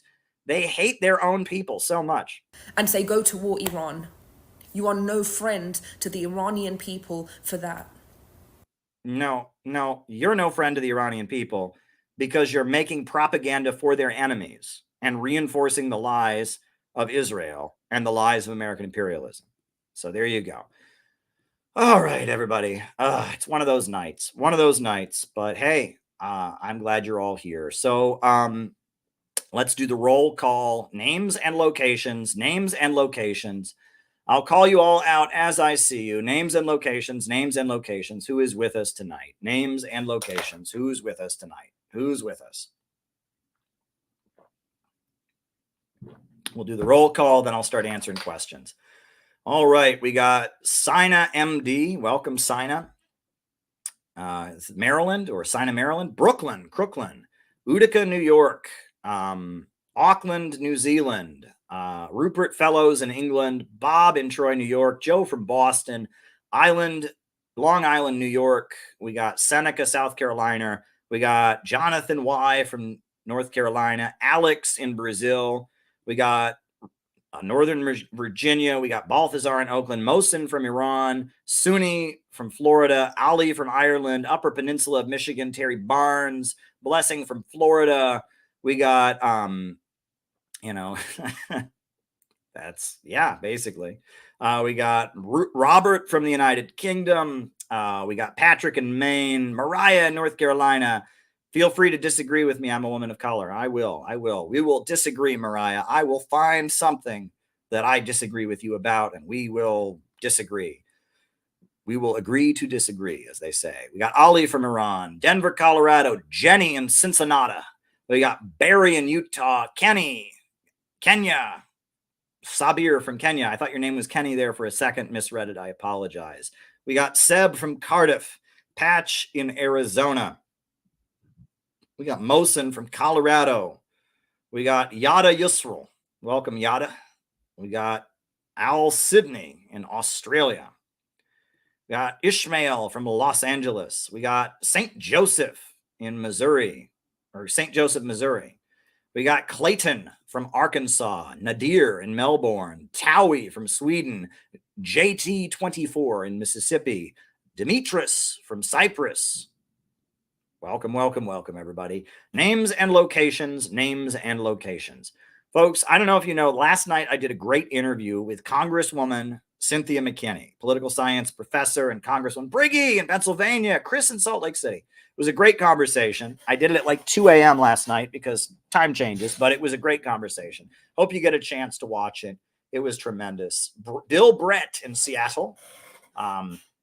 Sean in Calgary, Canada. Alan in Pittsburgh says Cynthia was awesome. Yeah, go watch the interview. It was fun. It was a good conversation. Went in a lot of different directions. Talked about the Uhuru case. Talked about Iran. Talked about Russia. It was a very cool conversation.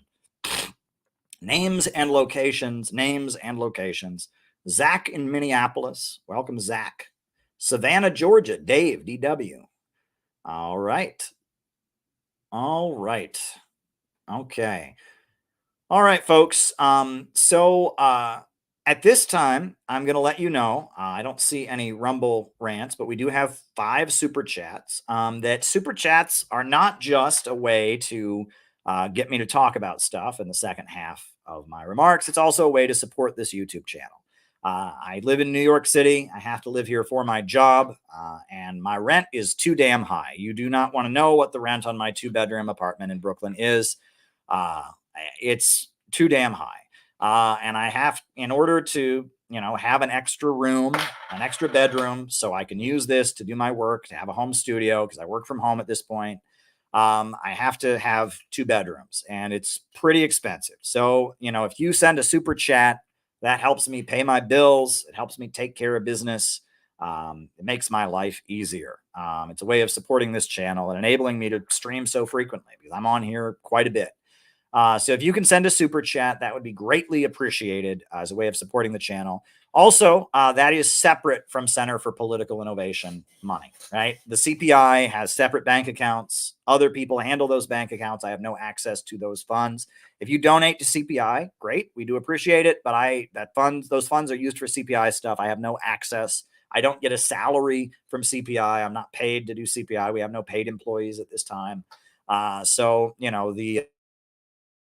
The money that you donate to CPI goes to CPI, and I encourage you to donate to CPI, but that's separate. Donating here, like Crooklyn just did, Much appreciated. Super chat is a way of supporting this channel. You can also buy the books that I've written, and you can join the Patreon. But yeah, supporting this channel is appreciated. It enables me to do what I do and spread anti-imperialism amid the U.S. empire. So there we go. So that is appreciated. I did want to make sure that everybody knows that we are having a retreat, a Center for Political Innovation retreat in Vermont. We've got 36 people signed up to go. And if you would like to come, we still got plenty of room at the retreat. It's in Vermont. It's for 4 days. We have a bus going from New York City, so you can join the bus if you'd like. It's going to be a great 4-day educational workshop in Vermont, and we'd love to have you there. This is the invite and registration. It's also down below. If you would like to sign up, you have a Rumble rant from Last Potch. So that'll be the first one I answer because I do Rumble rants first. So if you want to go to the retreat, it's in Vermont. It's going to be 4 days of anti-imperialist education, etc. I'm going to put on the promotional video we did, for the 4-day retreat in Vermont. I'm just going to put on that educational, that video, if I can find it. If I can find that video, I will put it on.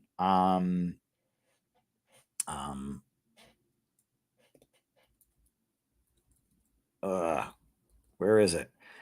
Can I find that video? Maybe I'll put the video on later. Maybe I have to. Here it is. Yes, I will put that video on right now. And after that, I will start answering people's questions. So if you can send a super chat question and get me talking, that would be appreciated. Of the movement to the masses. April 26th to 29th, Vermont. Center for Political Innovation National Educational Workshop. Friends and allies, as U.S. society braces for an election year amid international turmoil and a decaying economy, many are looking, not just for answers, but for what they can do to change the course of history. How can we get involved? How can we make things better? The synthetic left offers nothing but cancel culture, pessimism, and anti-human sentiments. Often, this channels dissidents toward the right wing, which is wrapped up in the worship of markets and profits and has no real understanding of the global imperialist system and why it must be opposed, or the history of struggles for justice. With our unique message of optimistic, constructive, patriotic socialism and anti-imperialism, the Center for Political Innovation and the City Building Tendency stand alone in offering an orientation that points toward a brighter future for America's working families and the people of the world. The City Building Tendency is a fresh outlook rooted in an understanding of Marxism-Leninism and the global anti-imperialist movement, and draws from many wells, including Christianity, American history, and so much more. While the Center for Political Innovation has blossomed around a unique pro-humanity, pro-growth message, we aim to take this message further, lower and deeper to the real masses, so that the American working class may be awakened and brought to life by standing arm in arm with others in the struggle for justice.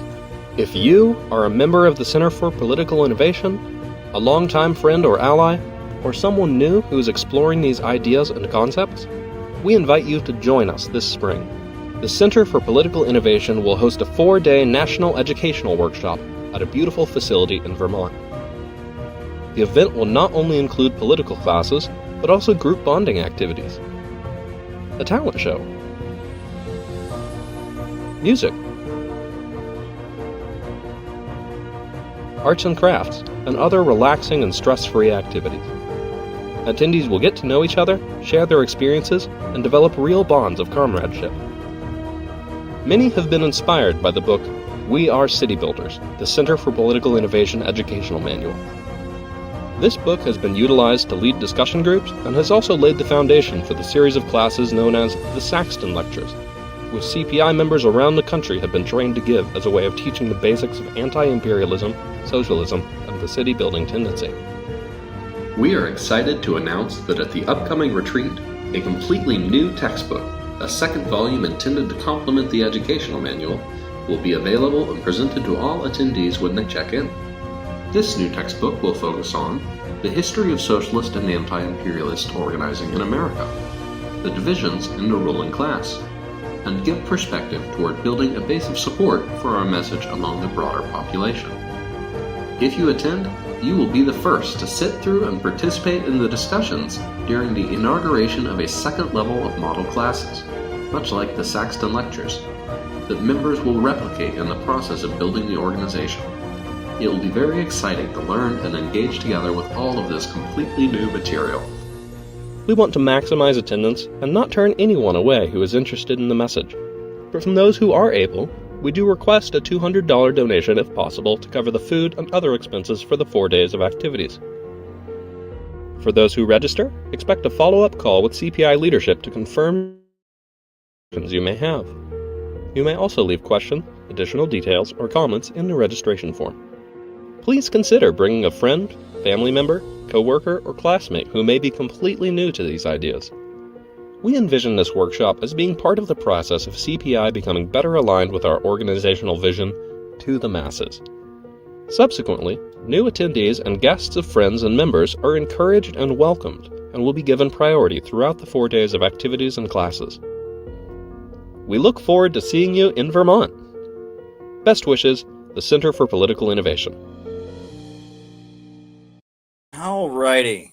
Thank you, everybody. And so now I will start answering people's questions. The first one is a Rumble rant from Lastapach. It says, Israel is not disclosing the real damage of the Iranian strikes via cruise missiles. And you are correct, right? They are posturing now and saying, oh, it didn't bother us. No.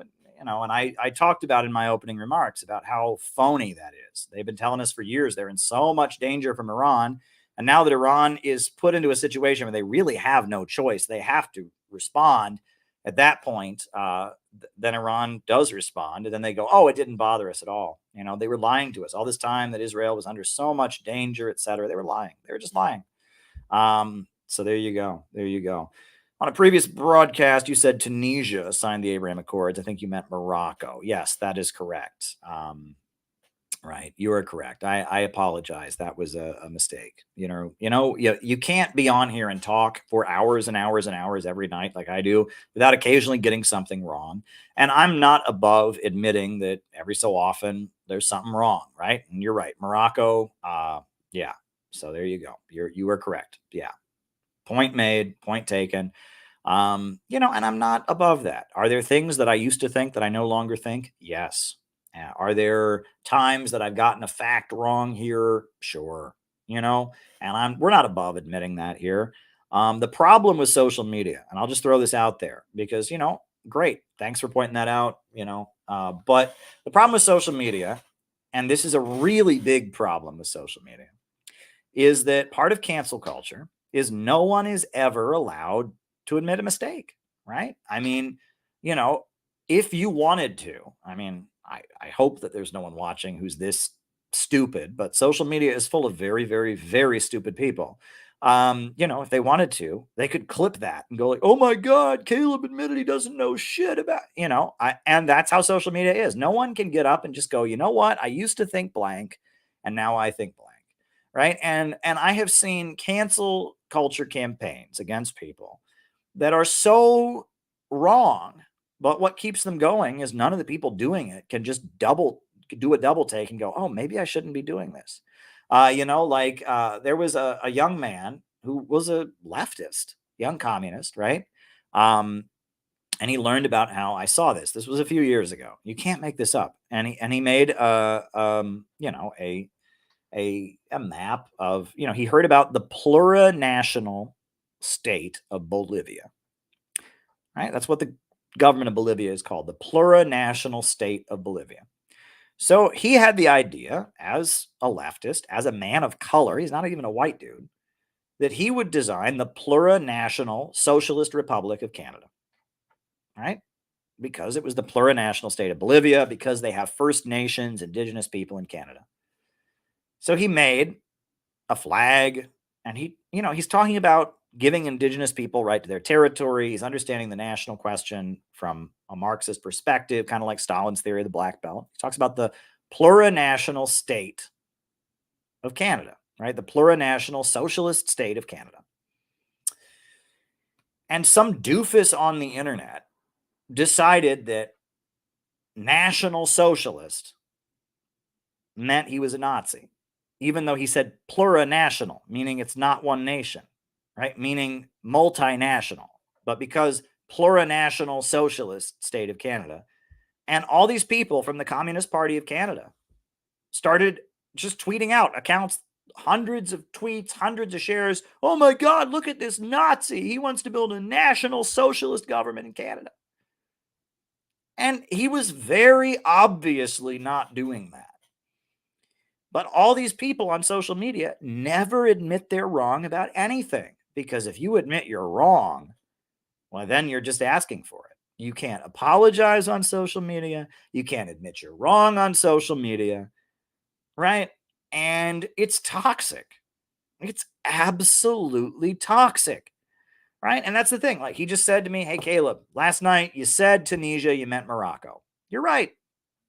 And, I named the wrong country in Northern Africa, and you're right. I can admit that. But that's a really big risk on my part because if some doofus is watching right now, he could ruin my life with that, right? No one can ever admit they're wrong. No one can ever admit they made a mistake. If you do, the cyberbullying and harassment just gets worse, right? And so it makes people worse, right? Kanye West, right? He said something about the Jews that wasn't very nice, right? But he's reacting to the fact that Zionists very much have an us versus them mentality. He's reacting to different aspects of the music industry and such. And he made a comment sensitive. And so social media went after him. And of course, 3 days later or a week later, a month later, I see him on Alex Jones and he's talking like David Duke. Well, what's he supposed to do? Right? I mean, if he had come back and said, wow, that was really insensitive, what I said to the Jews, I'm sorry. Would they have stopped? No. Would they have stopped harassing him? No. Would they? I mean, and that's social media is absolutely toxic. Okay. So, I mean, I just felt like saying that in response to, I appreciate you, correcting me when I make an incorrect. I say one country when I should have said another one. I can accept that. But I'm just telling you, our culture needs to be more tolerant of that because people get facts wrong sometimes. People make mistakes sometimes. We have a culture where people get points for tattling on people. People get points for going, you're wrong. I'm going to call you out. And it's toxic. And that's not what we need. We need real communities of solidarity. We need people working together to achieve goals, despite the fact that they disagree. That's what we need. And we don't have that. Instead, we have toxicity. And so that's why, I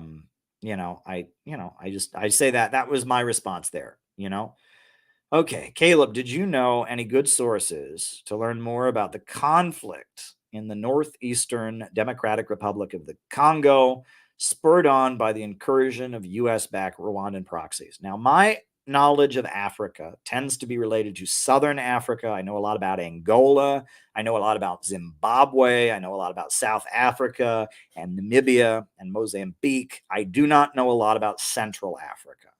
I don't know a lot about the Democratic Republic of the Congo or the Central African Republic, or, that's not my area of expertise. I know a bit. I've studied some about Nigeria, and what's gone on there, Buhari and Boko Haram, and now it's called ISIS in Africa or Daesh in Africa, and the Buhari, Sheikh Ibrahim Zakzari, and I know some of that. Right. I know a lot about Libya. I've studied the Green Book and Muammar Gaddafi. But when it comes to Central Africa, I do know, they have a lot of minerals there. I do know that the Rwanda thing, there are a lot of leftists who dispute the standard narrative about that. Okay. The whole Hotel Rwanda narrative and stuff. I don't know enough about it. I just don't know enough about it. I don't. What I will say is that one thing I am so tired of is this narrative that we get. I mean, you don't hear it as much as you used to, but it used to be everywhere. That the problem in the world is that America just hasn't invaded enough countries, right? And if you watch Hotel Rwanda, I mean, the way that they taught us about the Holocaust in school, which is, I mean, no one talked about the Holocaust that way until the 90s, until the 80s and 90s. But this narrative that the problem in the world is America just doesn't invade countries, right? And that, there was a genocide in Rwanda and America didn't invade and all these people got killed. And that's what happens when America doesn't invade countries. And then that's how I was taught about the Holocaust. Oh my God, Hitler came into power and America didn't just like immediately invade Germany and overthrow him. They didn't conduct regime change. And so the Holocaust happened. I mean, this narrative is a neoconservative propaganda talking point. And the strongest argument against it is what I've said previously on these streams, which is what happens in all the countries the USA actually invades. Was Saddam Hussein bad? Sure. Did a lot of people suffer at the hands of Saddam Hussein? Absolutely. Is Iraq any better off because the USA invaded? No. I think Libya was it had the highest life expectancy on the African continent. I think Gaddafi was a great leader, a great anti-imperialist, but were there issues with corruption in the country? Were there other problems in Libya? I'm sure there were. But is Libya better off because the USA invaded and destabilized the country? No. Afghanistan, better off? No. Serbia, better off? No. And this narrative that Hotel Rwanda and all this, oh my God, if only the USA could just invade more countries, the world would be so much better. No. Nah, not buying it. And anybody who pushes this narrative on you, and that's what, when I hear people talking about Rwanda, right? I think I never watched the movie Hotel Rwanda. I have no interest in watching it. But there's a clip from that movie that you could not avoid seeing. And I watched it in every goddamn history and English class in my senior and junior years of high school and in college. And, and there's a clip and somebody says, oh my God, all these people are going to die. And then the American people are going to change the channel and go back to eating their dinner. And it's like, yes, that's the problem, that Americans aren't out there demanding their government invade countries enough. Oh boy. And Save Darfur. Do you remember Save Darfur? Right? And it's unbelievable. Save Darfur, right? There's a country on the other side of the world that just happens to have a government in Sudan that is aligned with China and is, and so all these people who couldn't ever protest the U.S. invasion of Iraq, couldn't ever protest the U.S. bombing of Libya, couldn't ever protest the U.S. military presence in Afghanistan, suddenly they just, my heart bleeds for the people of Darfur. I have a picture here of an African child and it makes me want to cry. We got to save Darfur. Send the UN peacekeepers in now. Oh my God, my heart bleeds. And it bleeds on command from the Pentagon. As soon as CNN told me to care about Darfur, I cared. Oh boy, I can care as soon as American imperialist propaganda tells me to. And then it's not enough that they are just so obviously marching behind U.S. regime change propaganda. They think they're Martin Luther fucking King when they do it. Seriously, do these people not realize Martin Luther King got thrown in jail? Martin Luther King got shot. Martin Luther King was against the Vietnam War. And it is so beyond me. If you repeat State Department propaganda, you're not a fucking revolutionary. You're not an anti-imperialist hero. If you repeat State Department propaganda, that is not heroic dissent. That's not sticking it to the man and being a revolutionary. Take your Coney 2012 and your Save Darfur and your Free Tibet and your Uyghur sob stories and shove it up your ass. Seriously, I am so tired of people thinking that by repeating the propaganda of CNN, the propaganda of Fox News, and the propaganda of the Pentagon, that there's some kind of hero. You're not. You're not a fucking hero. Heroes take stands. Heroes get fired from their jobs. Heroes get persecuted for what they believe. People like you who they feel outrage on command, you're the kind of people who join fucking lynch mobs. That's what you are. You're the kind of people who threw feces at Dr. Martin Luther King. You are the kind of people that supported the Vietnam War. You're the kind of people that would have run gas chambers at Nazi Germany. Oh my God. You being a fucking conformist and believing exactly what the most rich and powerful people in the government tell you to believe is not heroic in any fucking way. And I'm so tired of Hotel Rwanda and Save Darfur and Free the Uyghurs and Free Iran and Free Sudan and Free Syria. How about we free Julian Assange? How about that? How about we free the Uhuru 3? How about we free Jesse Neville? And how about we free we free Amalia Shatella? How about we free Penny Hess? How about that? How about that? Heroes get smeared in the New York Times. Damn right. I am so tired. I am so goddamn tired of this, right? If you can't stand up to your own government, if you don't have the courage or even the interest to learn about the crimes that your own government is committing, if you can't stand up for Mumia Abu Jamal, if you can't stand up for the Palestinians, if you can't stand up for the people of Venezuela and Cuba and the January 6thers who've been given ridiculous sentences, I'd say free them all, right? Drop the charges. That was an FBI setup, blanket amnesty for all of them. Free Leonard Peltier. If you can't stand up for the people that your own government is oppressing, you have absolutely no moral righteousness about you when you take up a cause that's getting State Department George Soros money. I am so tired of this. It really infuriates me. It really infuriates me. I mean, it's like these people don't notice that Jesus Christ got nailed to a cross for his beliefs. Jesus Christ didn't get funding from the Roman Empire to start his movement. You know what I mean? It wasn't the help Julius Caesar take over Great Britain movement. That's not what Christianity was about, you fools. But anyway, I digress. Sorry, tonight I must have like some real anger in me. I'm not usually this bitter and angry, but there you go. Some nights I'm just, hey, what the hell? It's been one of those days. I don't know why. Maybe it's the spring allergies or something. I'm usually a little bit more charming than this, but tonight but you all love it.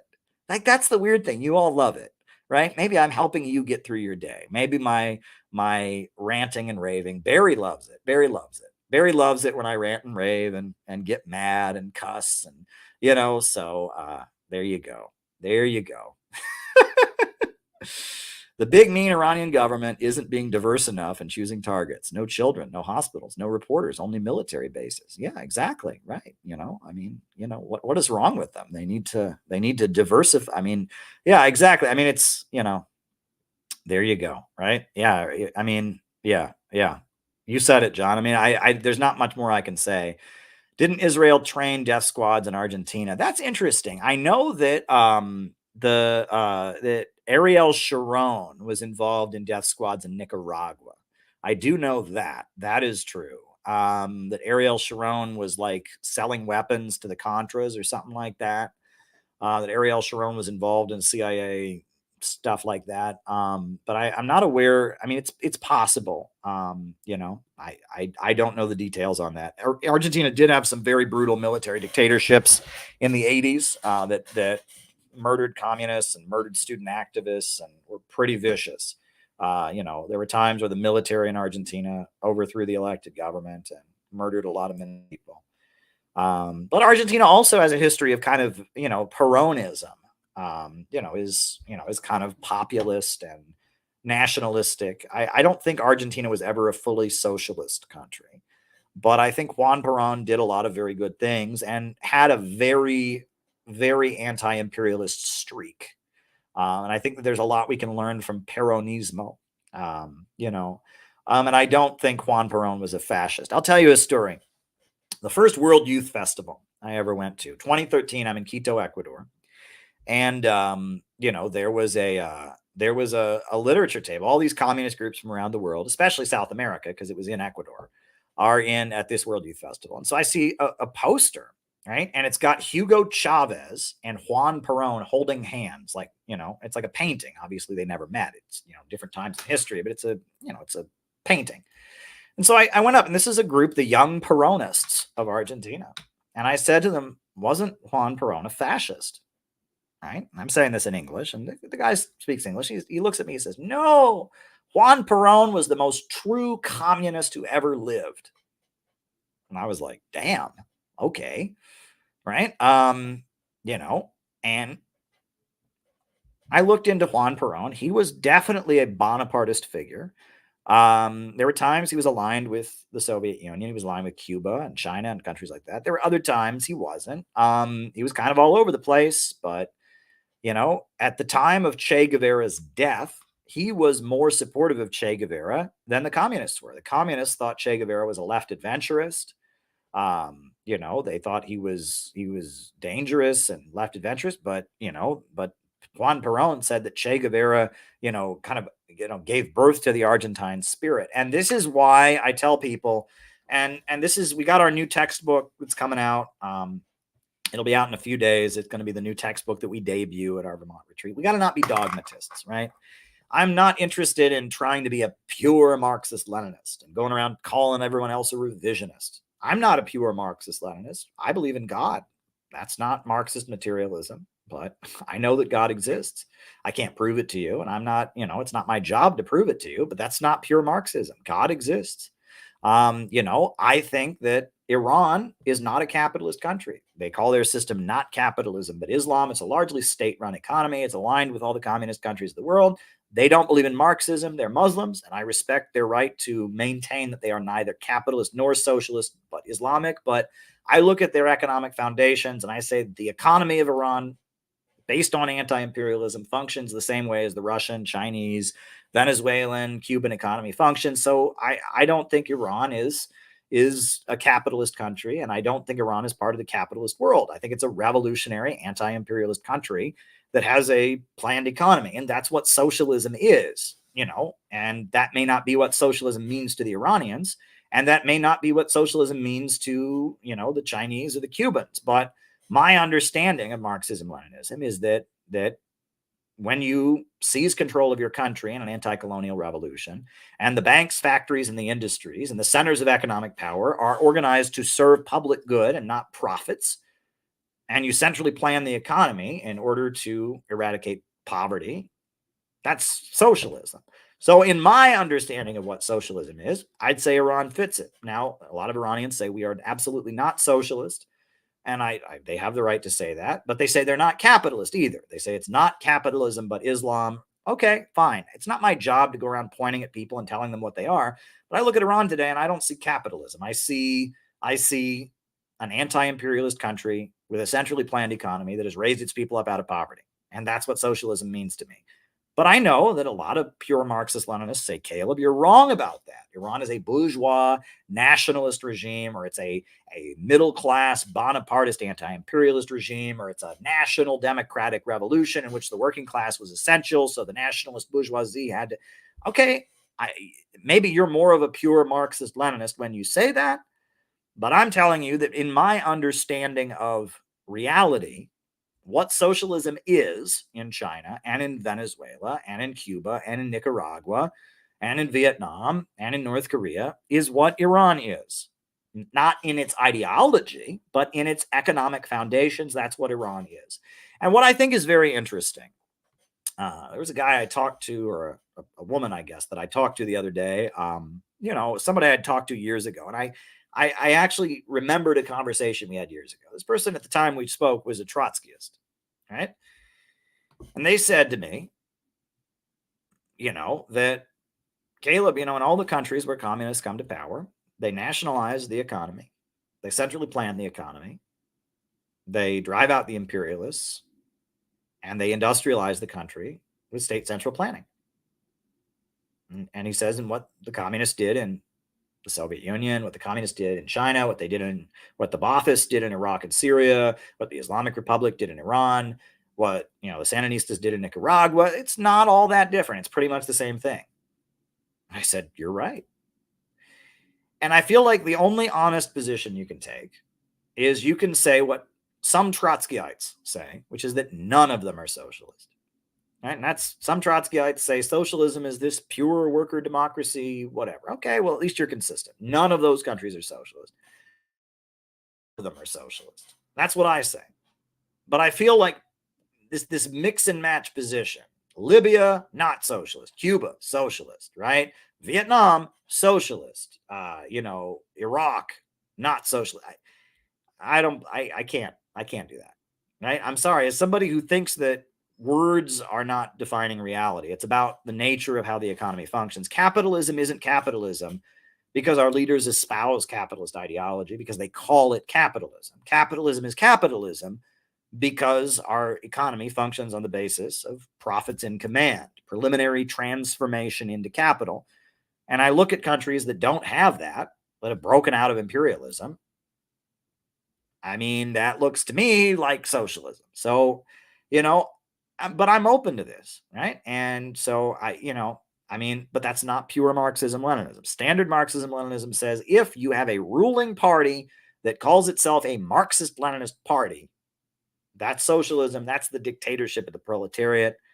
And if you have an anti-colonial revolution that doesn't say that, it ain't socialist. Well, I find that very unconvincing. All right, next question. Iranian diaspora feminists, IDF for short. Damn right, you said it. She's pro-Israel, which I appreciate, because a lot of times people who claim to represent the anti-Islamic Republic wing of Iranian politics claim to not be Zionists, claim to not be pro-Israel. That woman clearly is a Zionist. She clearly is pro-Israel. She's clearly, not in favor of her own people. And that's helpful. I appreciate it when they're honest like that. Right. And because a lot of times, especially Trotskyites and others, we don't support Israel. We just support the Democratic Women's Movement of Iran. Well, the Democratic Women's Movement of Iran, as you just saw there, is a Zionist movement. Thank you, Crooklyn, for your super sticker. When you mentioned Hotel Rwanda, I remember a similar movie called No Escape, which takes place in a general Asian country in the middle of a coup. Oh, I don't know that movie. I do. Is that the very anti-China movie that was made by like Richard Gere, or am I confusing that with something? But anyway, folks, I do have to get on a planning meeting for the Vermont retreat. So thanks for joining the call. Thanks for joining the stream tonight. It's been fun. And we'll be back tomorrow night. I think I'm recording or streaming live with Craig Pasta Jardula. I think I'm scheduled to do that in the evening, but we shall see. We shall see. I gotta say, folks, I want to build the Center for Political Innovation. Everything that I do on social media is aimed at building an in real life organization to carry out real anti-imperialist operations, to build a real anti-imperialist movement. I'm a little bit burned out on the toxic social media atmosphere. I really am. I'm really tired of people who claim to think the exact same thing as me, getting hostile to me, and I'm really tired of it. It really wears me down after a while, because it's just like, I really want to get along with as many people as I can possibly get along with to try and stop World War III and build a movement for justice for working families in this country. That's what I'm trying to do. And I'm really, really tired of people that are doing some kind of internet show, and the way to get views and likes is to fight with somebody. It wears me down. But I keep my spirits high. Some days are easier than others, and I'll be back, and I'm not giving up. CPI is marching ahead. We're going to have a great event in Vermont. I want to thank you all for all your support and all the stuff that you have done. Our community is marching ahead. I think there was 800 people watching at one point tonight. God damn, our movement is growing, and that's great. So, folks, we will never surrender. We will never give up. They've thrown everything they can at us, and we just don't surrender. Stay strong. I'll see you in Vermont.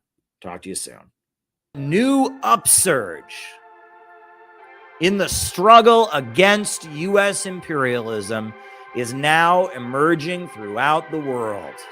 Ever since World War II, U.S. imperialism and its followers have been continuously launching wars of aggression. But the people of various countries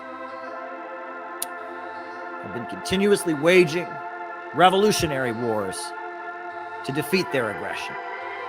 And while the danger of a new world war still exists, And the people of all countries must get prepared.